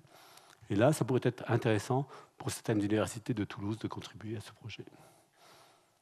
Alors, nous regardons aussi ce qu'on pourra faire dans un laboratoire de biologie à la surface de la Lune, donc dans des conditions de protection, de contamination, de protection planétaire. Donc ça, c'est un petit module que nous avons construit dans le labo. Un autre aspect qui est étudié est l'aspect d'isolation des équipages. Donc là, par exemple, c'est avec un groupe en Pologne. Nous avons construit une base, mais complètement isolée. C'est en fait dans un ancien hangar militaire. Donc, ils sont confinés et on peut contrôler le jour et la nuit, la lumière. Et donc, on les a testés avec des durées du jour comme sur Mars, ou de très longues journées, de très longues nuits. Et avec un système de lumière, on peut voir quel est l'effet donc, physiologique ou psychologique de ces variations.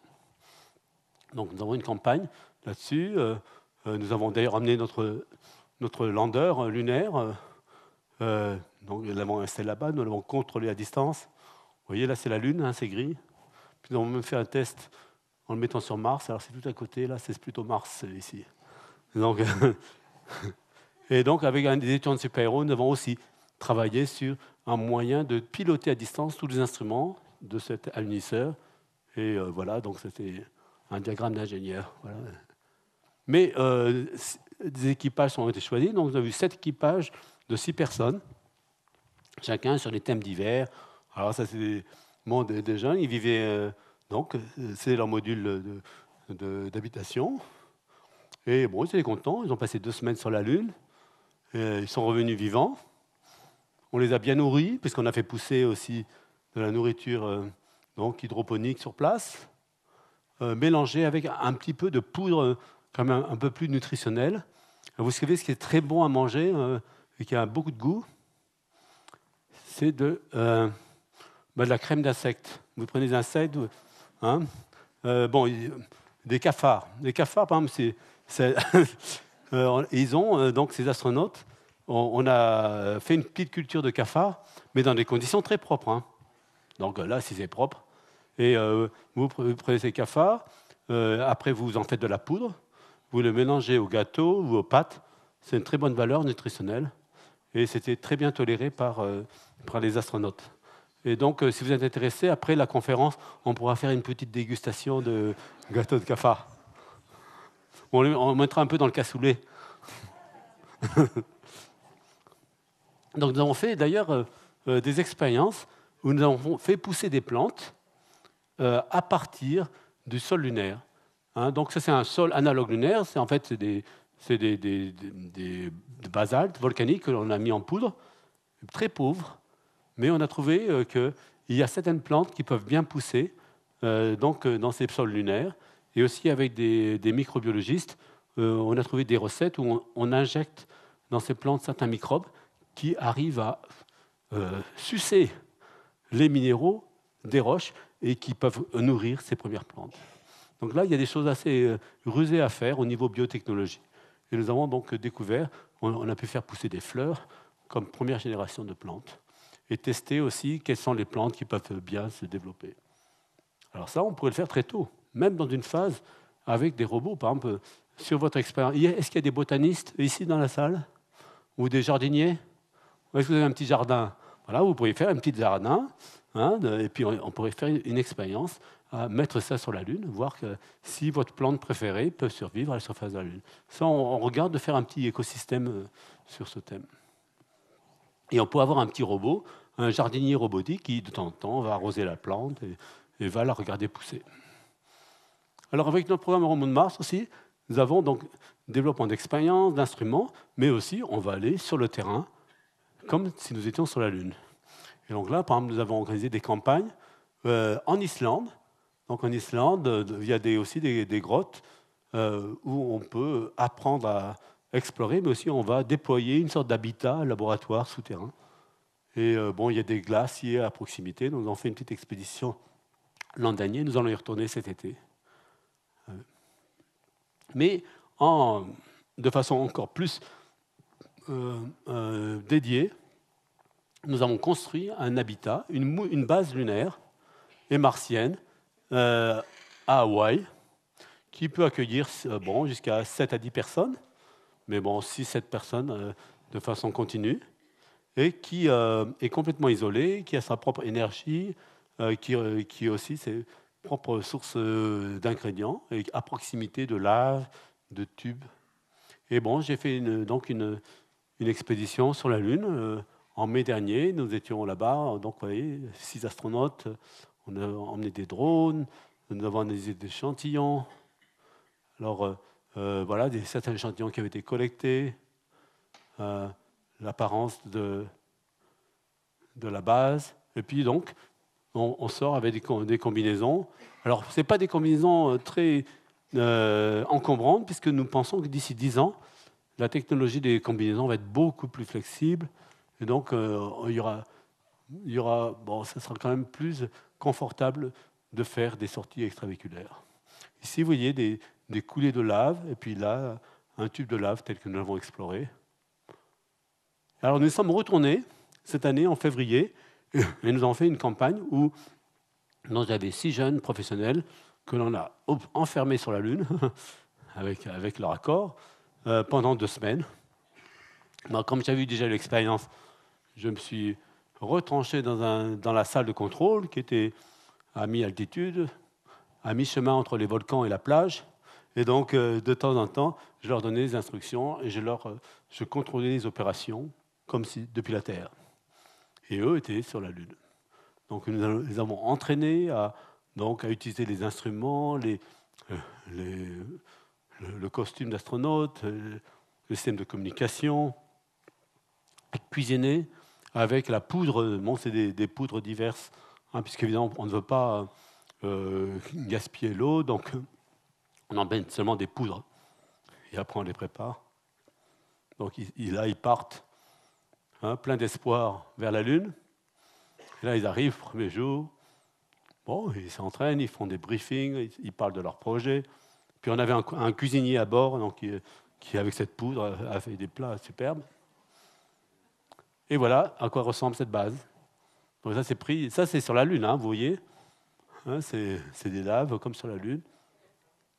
Il y a l'énergie, les astronautes qui sortent, des coulées de lave, donc solidifiées.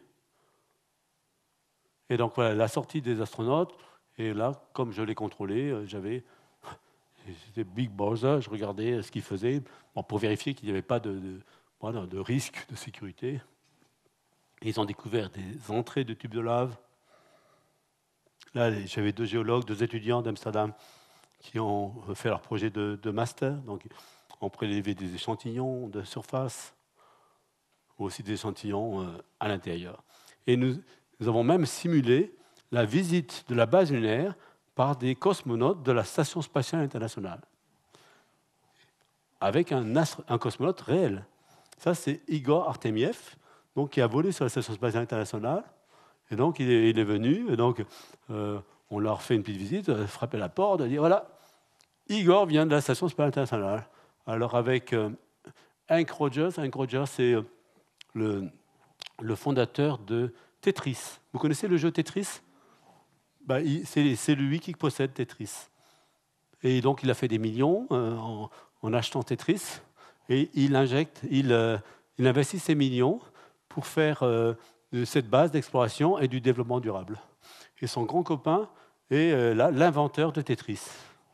Hein, donc c'est drôle, c'est des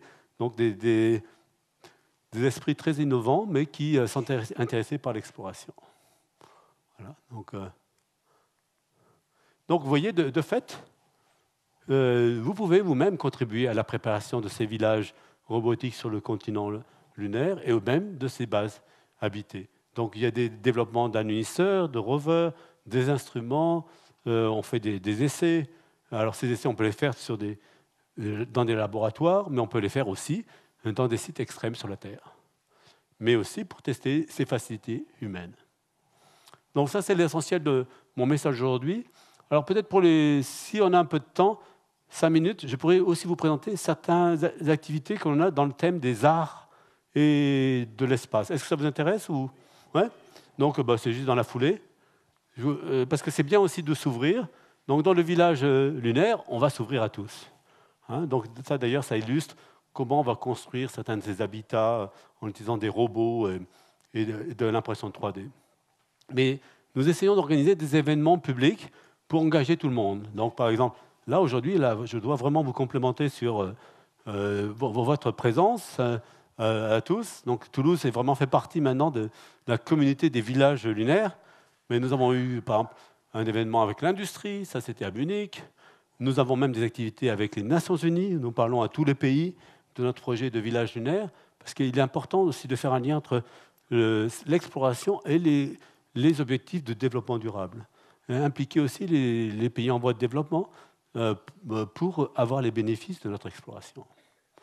Alors nous organisons aussi des activités où nous faisons des tests, main à la pâte, mais avec des ingénieurs, des scientifiques, mais même avec des artistes que nous invitons.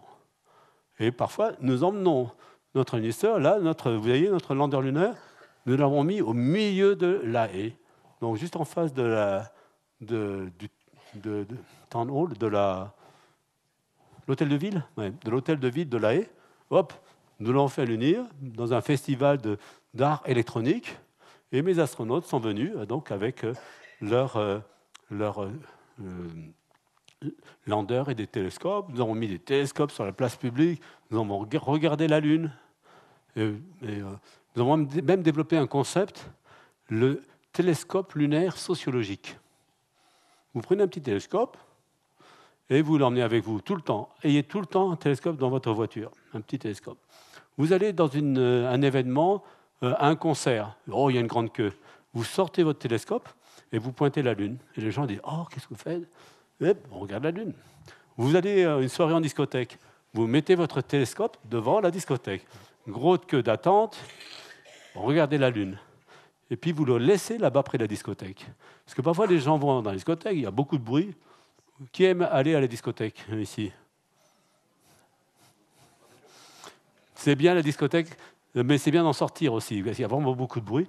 Et bien, vous sortez de la discothèque avec votre partenaire, vous dites, oh, un peu de silence, vous regardez la Lune. Et là, vous sentez cette dimension cosmique de notre lien avec la Lune. Et voilà, c'est ça le Lunar Sociology Telescope. Je vous ai donné la recette. Vous pouvez faire ça avec des jumelles aussi. Emmenez toujours avec vous des jumelles ou un télescope pour observer la Lune. Et voilà ce que nous avons fait. Là, c'était un festival d'art électronique à La Haye. Et parfois, parmi nos proches, il y a des gens qui n'ont jamais regardé la Lune avec la jumelle. Et avec un petit peu de préparation, vous regardez un petit peu la Lune, vous vous initiez à la géographie de la Lune, les mers, les cratères principaux, ou des petites histoires. Et bon, c'est toujours très romantique. Alors, nous avons même organisé un atelier Moon Academy, c'était avec une artiste, Alicia Framis. Alors, elle était assez spéciale. Elle avait enfilé un costume d'astronaute. Elle avait passé 2 semaines dans son costume d'astronaute dans les rues de New York. Donc, elle m'a contacté. Elle m'a dit « Oh oui, on veut faire une base sur la Lune ». Donc, on a invité des artistes, des designers. Il y avait même des modèles de mode. C'est très sympathique. Et on a fait la conception d'une base lunaire, un défilé de mode, une boutique. Nous avons ouvert une boutique aussi, Moon Concept Store. Donc, quels sont les objets que vous pourriez acheter sur la Lune? Et nous avons fait tourner cette boutique pendant 3 mois au milieu d'Amsterdam. Aussi, on regarde un artiste qui a développé un jeu de réalité virtuelle. Je vais donner les données sur un paysage lunaire. Et on pouvait construire un village lunaire avec réalité virtuelle. Un autre artiste qui a développé un concept de jardin zen. Au début, il n'y aura pas beaucoup de plantes, donc on va faire un jardin avec des roches. Donc on lui a prêté un rover et il a dessiné donc, des motifs et on a prévu de le faire sur la Lune. Donc voilà, donc, ici notre artiste qui a développé une expérience où elle veut mettre des champignons, des sortes de moisissures sur la Lune. Donc, et on en a déjà mis dans l'espace, elles survivent très bien. Un autre groupe, alors c'est un groupe d'une 20aine d'écoles sur le monde entier. Nous avons travaillé sur un projet qui s'appelle Global Science Opera, tous les ans sur un thème différent. Une année, c'était les particules, et puis l'année suivante, c'était le village lunaire. Et donc, il m'avait posé une question, comment vous voyez l'exploration de la Lune? Oh, c'est simple, dans 10 ans, il y aura 10 personnes, dans 20 ans, il y aura 100 personnes. Peut-être le premier bébé sur la Lune. Dans 30 ans, il y aura 1000 personnes. Dans 40 ans, 10 000, bon, alors là, on va faire la République de la Lune. Et ça vous intéresse, la République de la Lune? Non, nous, on s'intéresse au premier bébé sur la Lune. Et donc, ils ont créé un texte en disant, oh là, le premier bébé sur la Lune, il va falloir créer une école. Qu'est-ce qu'on va leur apprendre à ces bébés sur la Lune? Et donc, ils ont créé un opéra, et chacun de ces 20 classes du monde entier devait représenter une scène de cet opéra. Et donc, on a joué cet opéra sur une dizaine de pays dans le monde entier. Ça donnait le village lunaire.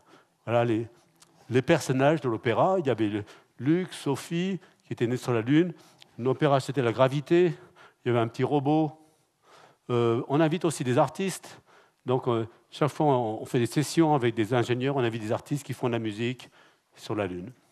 Et donc, voilà. Donc, c'est un petit avant-goût de comment aussi on peut avoir des activités où on partage notre passion pour la Lune, les sciences et les techniques, mais il faut aussi impliquer donc, le reste de la société, les artistes, ceux qui innovent, et puis le public en général.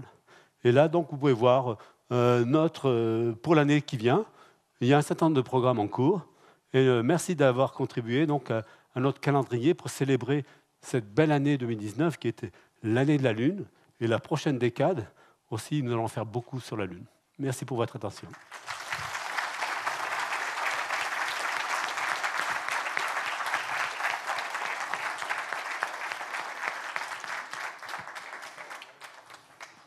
Oui, il reste un petit peu de temps pour les questions, là, donc on va faire vite avant que les pompiers nous mettent dehors. Ah oui. Ça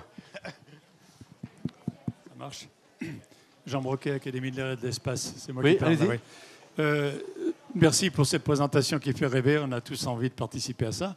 Et d'un point de vue plus pragmatique, pour accéder à la Lune, il faut réfléchir à une infrastructure. Celle que la NASA et Roscosmos ont présentée il y a 2 ans, avec une station visitable proche de la Lune. Évidemment, elle fait suite au lancement d'Orion dont vous avez parlé. Qu'est-ce que l'ESA, de façon pratique, envisage comme financement? Qu'est-ce qu'elle va demander au Conseil des ministres? Qu'est-ce qui est aujourd'hui inscrit dans les demandes de l'ESA, dans la planification de l'ESA? Alors, il y a un projet d'une sorte de station orbitale aux États-Unis, et donc ils ont demandé l'Europe et d'autres pays de contribuer. Il n'est pas complètement approuvé du point de vue des États-Unis, mais s'il se matérialise, nous regardons la possibilité d'avoir un module qui pourrait être un module d'expérience scientifique, qui s'appelle ESPRIT. Cependant, ce projet de Gateway, il pourrait être très fortement modifié, puisque par exemple le vice-président Pence, qui est maintenant aussi en charge de l'espace aux États-Unis, a annoncé qu'ils veulent, plutôt qu'une infrastructure orbitale, ils veulent mettre une américaine sur la Lune en 2024. C'est ce qu'il a annoncé. Et donc sur le sol de la Lune. Américaine historique, mais aussi donc, à partir du sol américain, avec une fusée américaine, aller là-bas. Donc c'est clairement, ça va beaucoup modifier ce qui va être fait par les États-Unis et donc aussi par les partenaires internationaux. Mais il est possible qu'il y ait quand même une structure orbitale, puisque par exemple, dans le cas de Apollo, il y avait ce Common Module, celui où il y avait l'astronaute Michael Collins qui restait en orbite comme point de sécurité, de rendez-vous avec des astronautes qui viendraient à la surface. Non, mais il y aura certainement une petite infrastructure orbitale, mais sur cette administration, il y a une plus grande emphase avec ce qui pourrait être fait sur la surface, avec des Américains, mais aussi l'utilisation des ressources. Donc, on va voir comment ça va évoluer. Merci. Une question un peu technique. Tout à l'heure, vous avez montré une photo d'un village lunaire et vous avez dit il faut 1 mètre d'épaisseur pour protéger ses habitants. Alors, moi, ça m'a paru énorme quand je compare aux combinaisons des astronautes, même d'il y a maintenant 50 ans, qui étaient peut-être quelques millimètres, peut-être 1 centimètre, je ne sais pas. Voilà. Pourquoi une telle différence, voilà. Oui. Alors, donc, ce qui est prévu, c'est 1 mètre, donc, qui permet d'une part, pour une durée permanente, protéger les infrastructures de façon permanente, alors que les combinaisons d'astronautes, c'est pour des sorties temporaires de quelques heures. Aussi, si vous avez des orages, par exemple, de particules, ceci serait une protection contre ces orages, alors que ces orages sont prévus, donc on n'aura pas de sortie extravéhiculaire pendant ces orages. C'est ce qui est calculé à présent, oui, comme protection pour une installation de longue durée. Mais il semble qu'aussi l'eau, même la glace d'eau, est bien plus efficace, en fait, a un pouvoir d'arrêt bien plus efficace, puisqu'en fait, c'est des particules, ce sont des protons qui viennent du Soleil ou de la galaxie, et on les arrête mieux avec des protons ou des neutrons.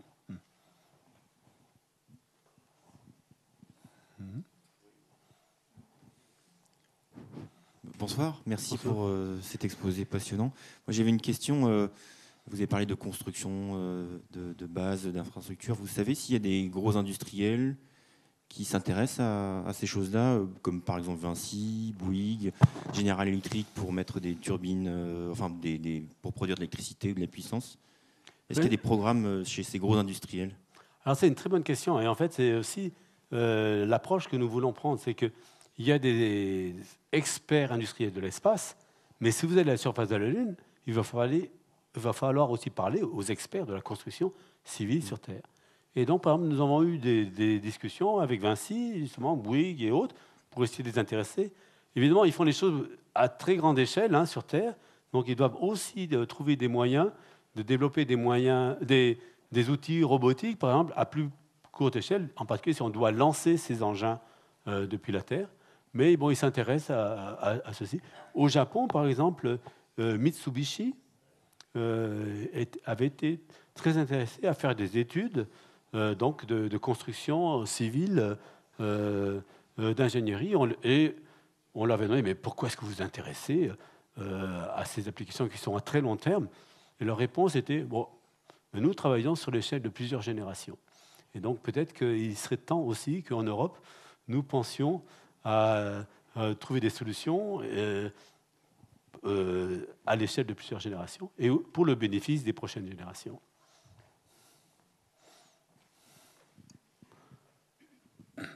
Bonjour, merci effectivement de cette belle soirée. Donc on a parlé là aujourd'hui de l'utilité de la Terre vers la Lune, mais aujourd'hui est-ce qu'il y a des applications lunaires que l'on a sur la Terre? C'est-à-dire est-ce qu'il y a des expériences qui aujourd'hui nous aident au niveau de la Terre, sur la Terre? Et notamment, vous présentiez tout à l'heure des expériences avec les graines, avec enfin, toute une vie un peu biologique. Est-ce que c'est aujourd'hui des applications sur Terre qui en bénéficient? Merci. Bien, merci. Alors, bon, application de faire la science sur la Lune, déjà, c'est promouvoir la curiosité. Et ça, je pense qu'avoir la curiosité sur Terre, ça va aider à avoir des jeunes et un public qui vont être curieux dans leur vie, et ceci va être utile pour nous, individuellement, et aussi pour l'économie. Bon, ça, c'est pour la recherche fondamentale. Pour la recherche appliquée, bon, il y a aussi des défis. Par exemple, on va devoir avoir des systèmes qui soient recyclables, où on recycle très bien tous les matériaux. Et ceci a des applications, par exemple, pour des systèmes que l'on pourra mettre dans le désert. On a même vu des applications, par exemple des systèmes de recyclage d'eau, que nous avons testés pour des applications d'une base lunaire. Maintenant, nous avons vu qu'ils sont utilisés pour le recyclage d'eau et le nettoiement des eaux dans des villes. Il y a même des applications urbaines de certaines de ces technologies spatiales. Vous avez mentionné donc ces aspects aussi biologiques. Ça peut être la prochaine frontière où on développe donc des écosystèmes et dans des conditions quand même très extrêmes, très différentes de celles sur la Terre, mais nous pourrons apprendre, par exemple, comment ces écosystèmes peuvent être contrôlés, équilibrés, et donc avoir une sorte de connaissance supérieure qui, dans le cas extrême de la Lune, si on arrive à le faire fonctionner, ça veut dire qu'on aura maîtrisé une connaissance qui peut être après appliquée à d'autres environnements, vise différents paramètres un peu plus simples. Donc là, c'est essayer de résoudre des défis assez extrêmes pour après les appliquer à des configurations moins extrêmes. Donc là, oui, c'est vrai qu'il y a des applications. Oui. Moi, je suis très gêné par le terme température quand on parle sur la Lune. Parce que, par exemple, sur Mars, on a 5 millibars de pression partielle. Sur la Lune, on est sous vide. On est à combien? 10-6, 10-7 millibars à la surface. Donc, quand on parle de température, ce sont des équilibres thermiques du régolithe à l'extrême surface. Quand vous dites qu'il y a plus 100 degrés à tel endroit, moins 100 à tel autre, en réalité, c'est l'émission, la température de surface est un équilibre. C'est l'émission du corps noir vis-à-vis de l'espace qui est à 3 degrés Kelvin, donc il fait très froid sur la surface. Donc ça n'a aucun sens, je veux dire. Et ça peut créer une confusion pour le grand public, en fait. On parle de température sur Terre parce qu'on a de l'air et on a une atmosphère, mais là, ça n'a aucun sens. On est complètement isolé de... Oui, les températures, d'abord, même sans vie, il y a de la température. Température, c'est une donnée physique. Bon, dans un monde physique, on mesure des températures, ça a des effets, ça dilate les matériaux, etc. Dans un monde biologique, c'est vrai qu'il y a des échanges qui dépendent de température et des conditions atmosphériques. Alors sur la Lune... On a le flux thermique qui vient du Soleil, mais on est 1366. Bien sûr. Oui. Mais de toute façon, dans un environnement biologique, nous allons avoir une infrastructure artificielle. Nous serons dans une enceinte, on va créer une atmosphère artificielle, on va contrôler la température pour que ça soit confortable pour les organismes vivant dedans, mais on va gérer comment les flux d'énergie. Bon, c'est vrai. Voilà. Donc c'est seulement pour illustrer. Il y a des flux d'énergie, mais c'est vrai, il y a des conditions assez extrêmes. Est-ce qu'il y a une température interne du cœur de la Lune on pourrait imaginer qu'il y a un flux thermique qui va aussi dans l'autre sens, qui vient du cœur.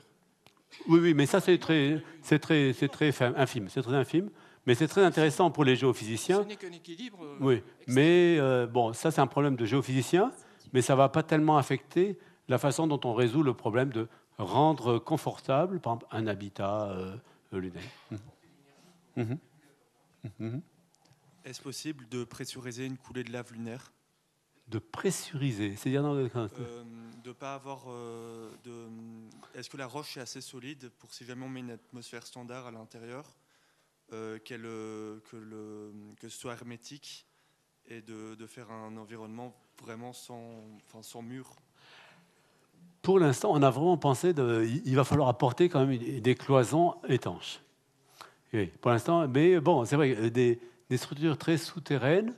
Et maintenant, on pourrait penser que on peut, bon, il y aura quand même certaines cloisons, mais on peut se permettre d'avoir des fuites, et puis éventuellement d'avoir quelque chose qui n'est pas parfaitement étanche, mais donc de remplacer ces fuites. Donc après, il faut faire un compromis, entre une cloison qui est bien étanche et une cloison qui est poreuse. Je pense qu'on va commencer par des cloisons quand même assez étanches pour des organismes humains.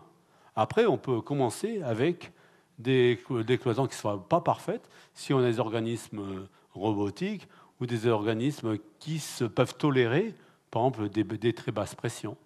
Il y a des espèces vivantes qui fonctionnent très bien à basse pression. Par exemple, certaines plantes de haute altitude peuvent fonctionner à 100 millibars. Vous avez parlé de 100 millibars. Certaines de ces plantes, peut-être, pourraient être même adaptées aux pressions martiennes. Et donc, on pourrait trouver un certain nombre de plantes qui pourraient survivre dans des conditions de basse pression. On peut faire plein de choses sur la Lune. Vous en avez évoqué pas mal, mais pas toutes. Mais on ne peut pas tout faire. Et il y a des choses qui sont contradictoires.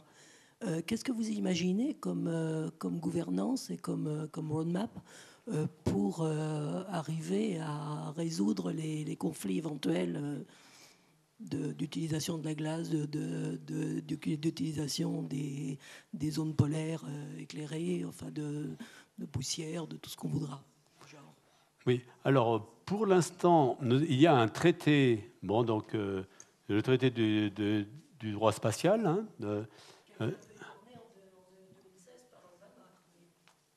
Alors, non, de fait, ce traité, il a été signé, donc tous les pays doivent le suivre. Et il est vrai qu'il y avait une question sur l'interprétation du traité vis-à-vis de l'utilisation des ressources. Et ça, ce n'était pas tout à fait clair. Et donc, il y a des interprétations sur l'exploitation des ressources. Et les États-Unis ont une loi qui a énoncé qu'il est possible d'exploiter les ressources, ce qui n'est pas incompatible avec le traité.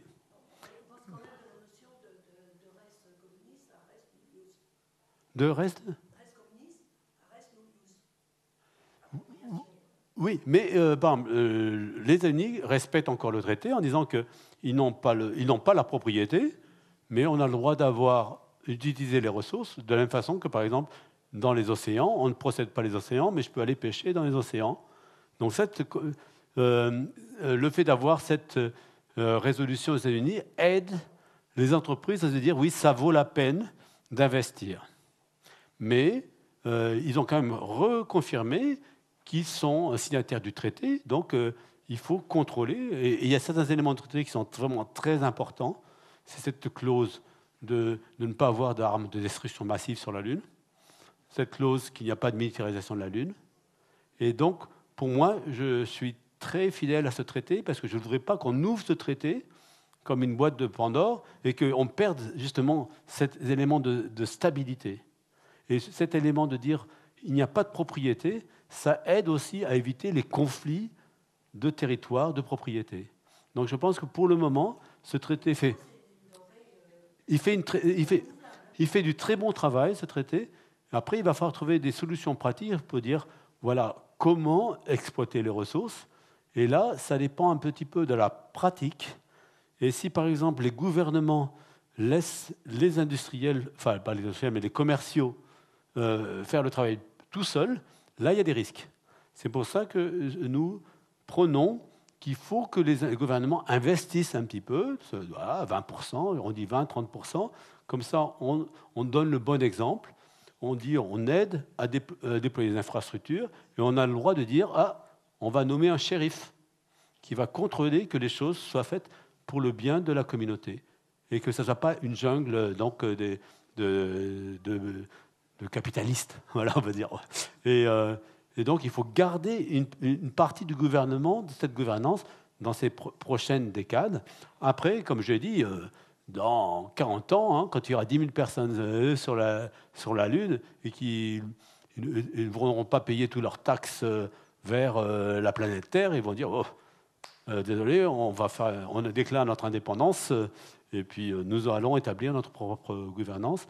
Mais les conditions de départ sont que ça sera très international. Pour l'instant, il y a quand même des aspects très généreux dans l'exploration de la Lune, même parmi ceux qui veulent faire des bénéfices. Donc il faut essayer de maintenir que dans ce village lunaire, dans ce continent lunaire, il y ait ces ingrédients.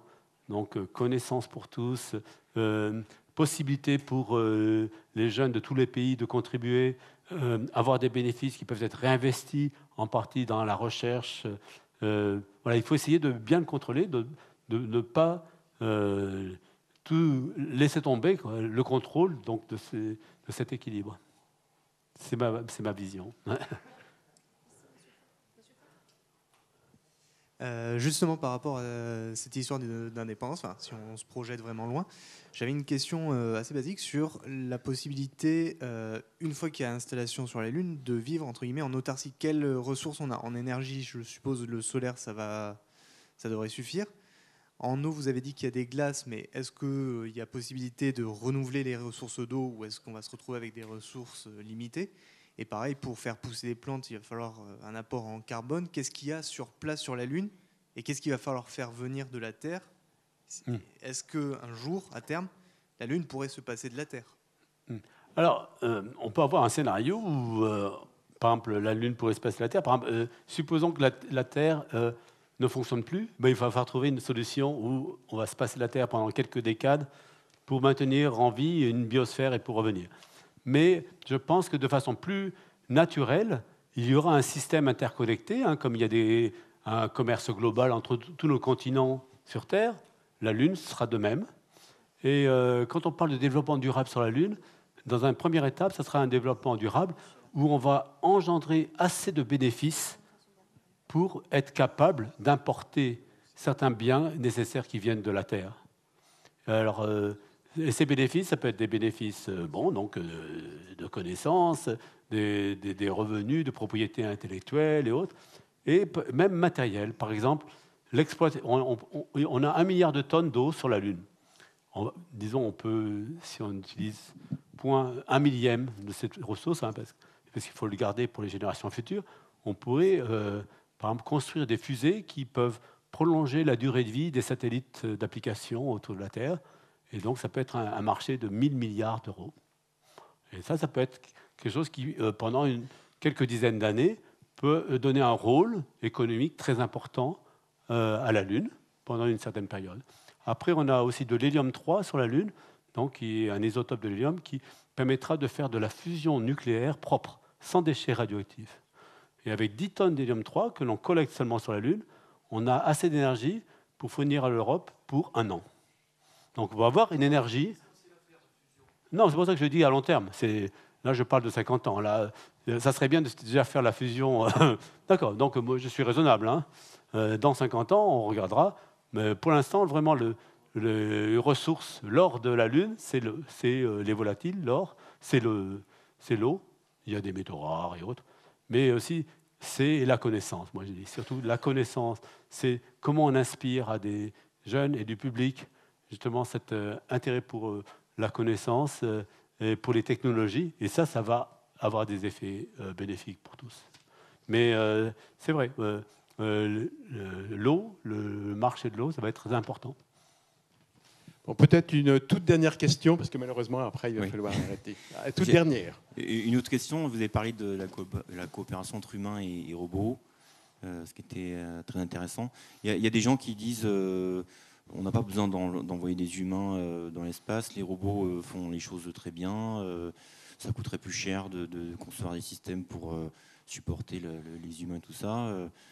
Donc à ces gens-là, qu'est-ce que vous répondez? Pourquoi envoyer des hommes et quelle est la complémentarité entre les hommes et les robots?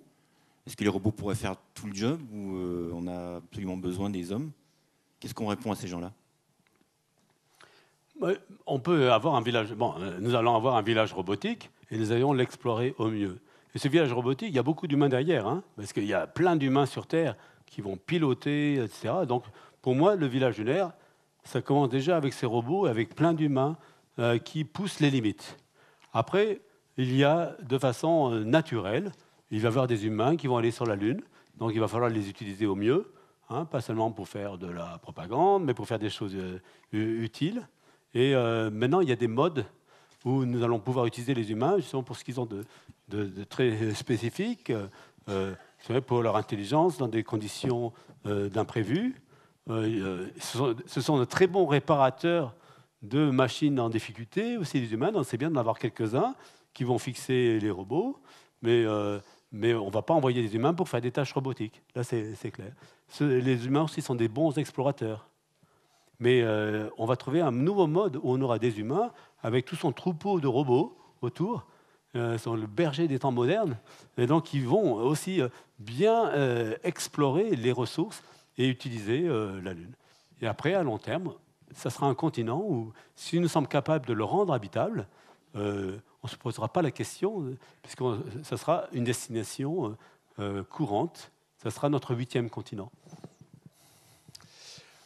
Merci pour cette très belle conférence et puis merci aussi pour toutes vos questions. On peut encore remercier M. Bernard Foin. Ouais.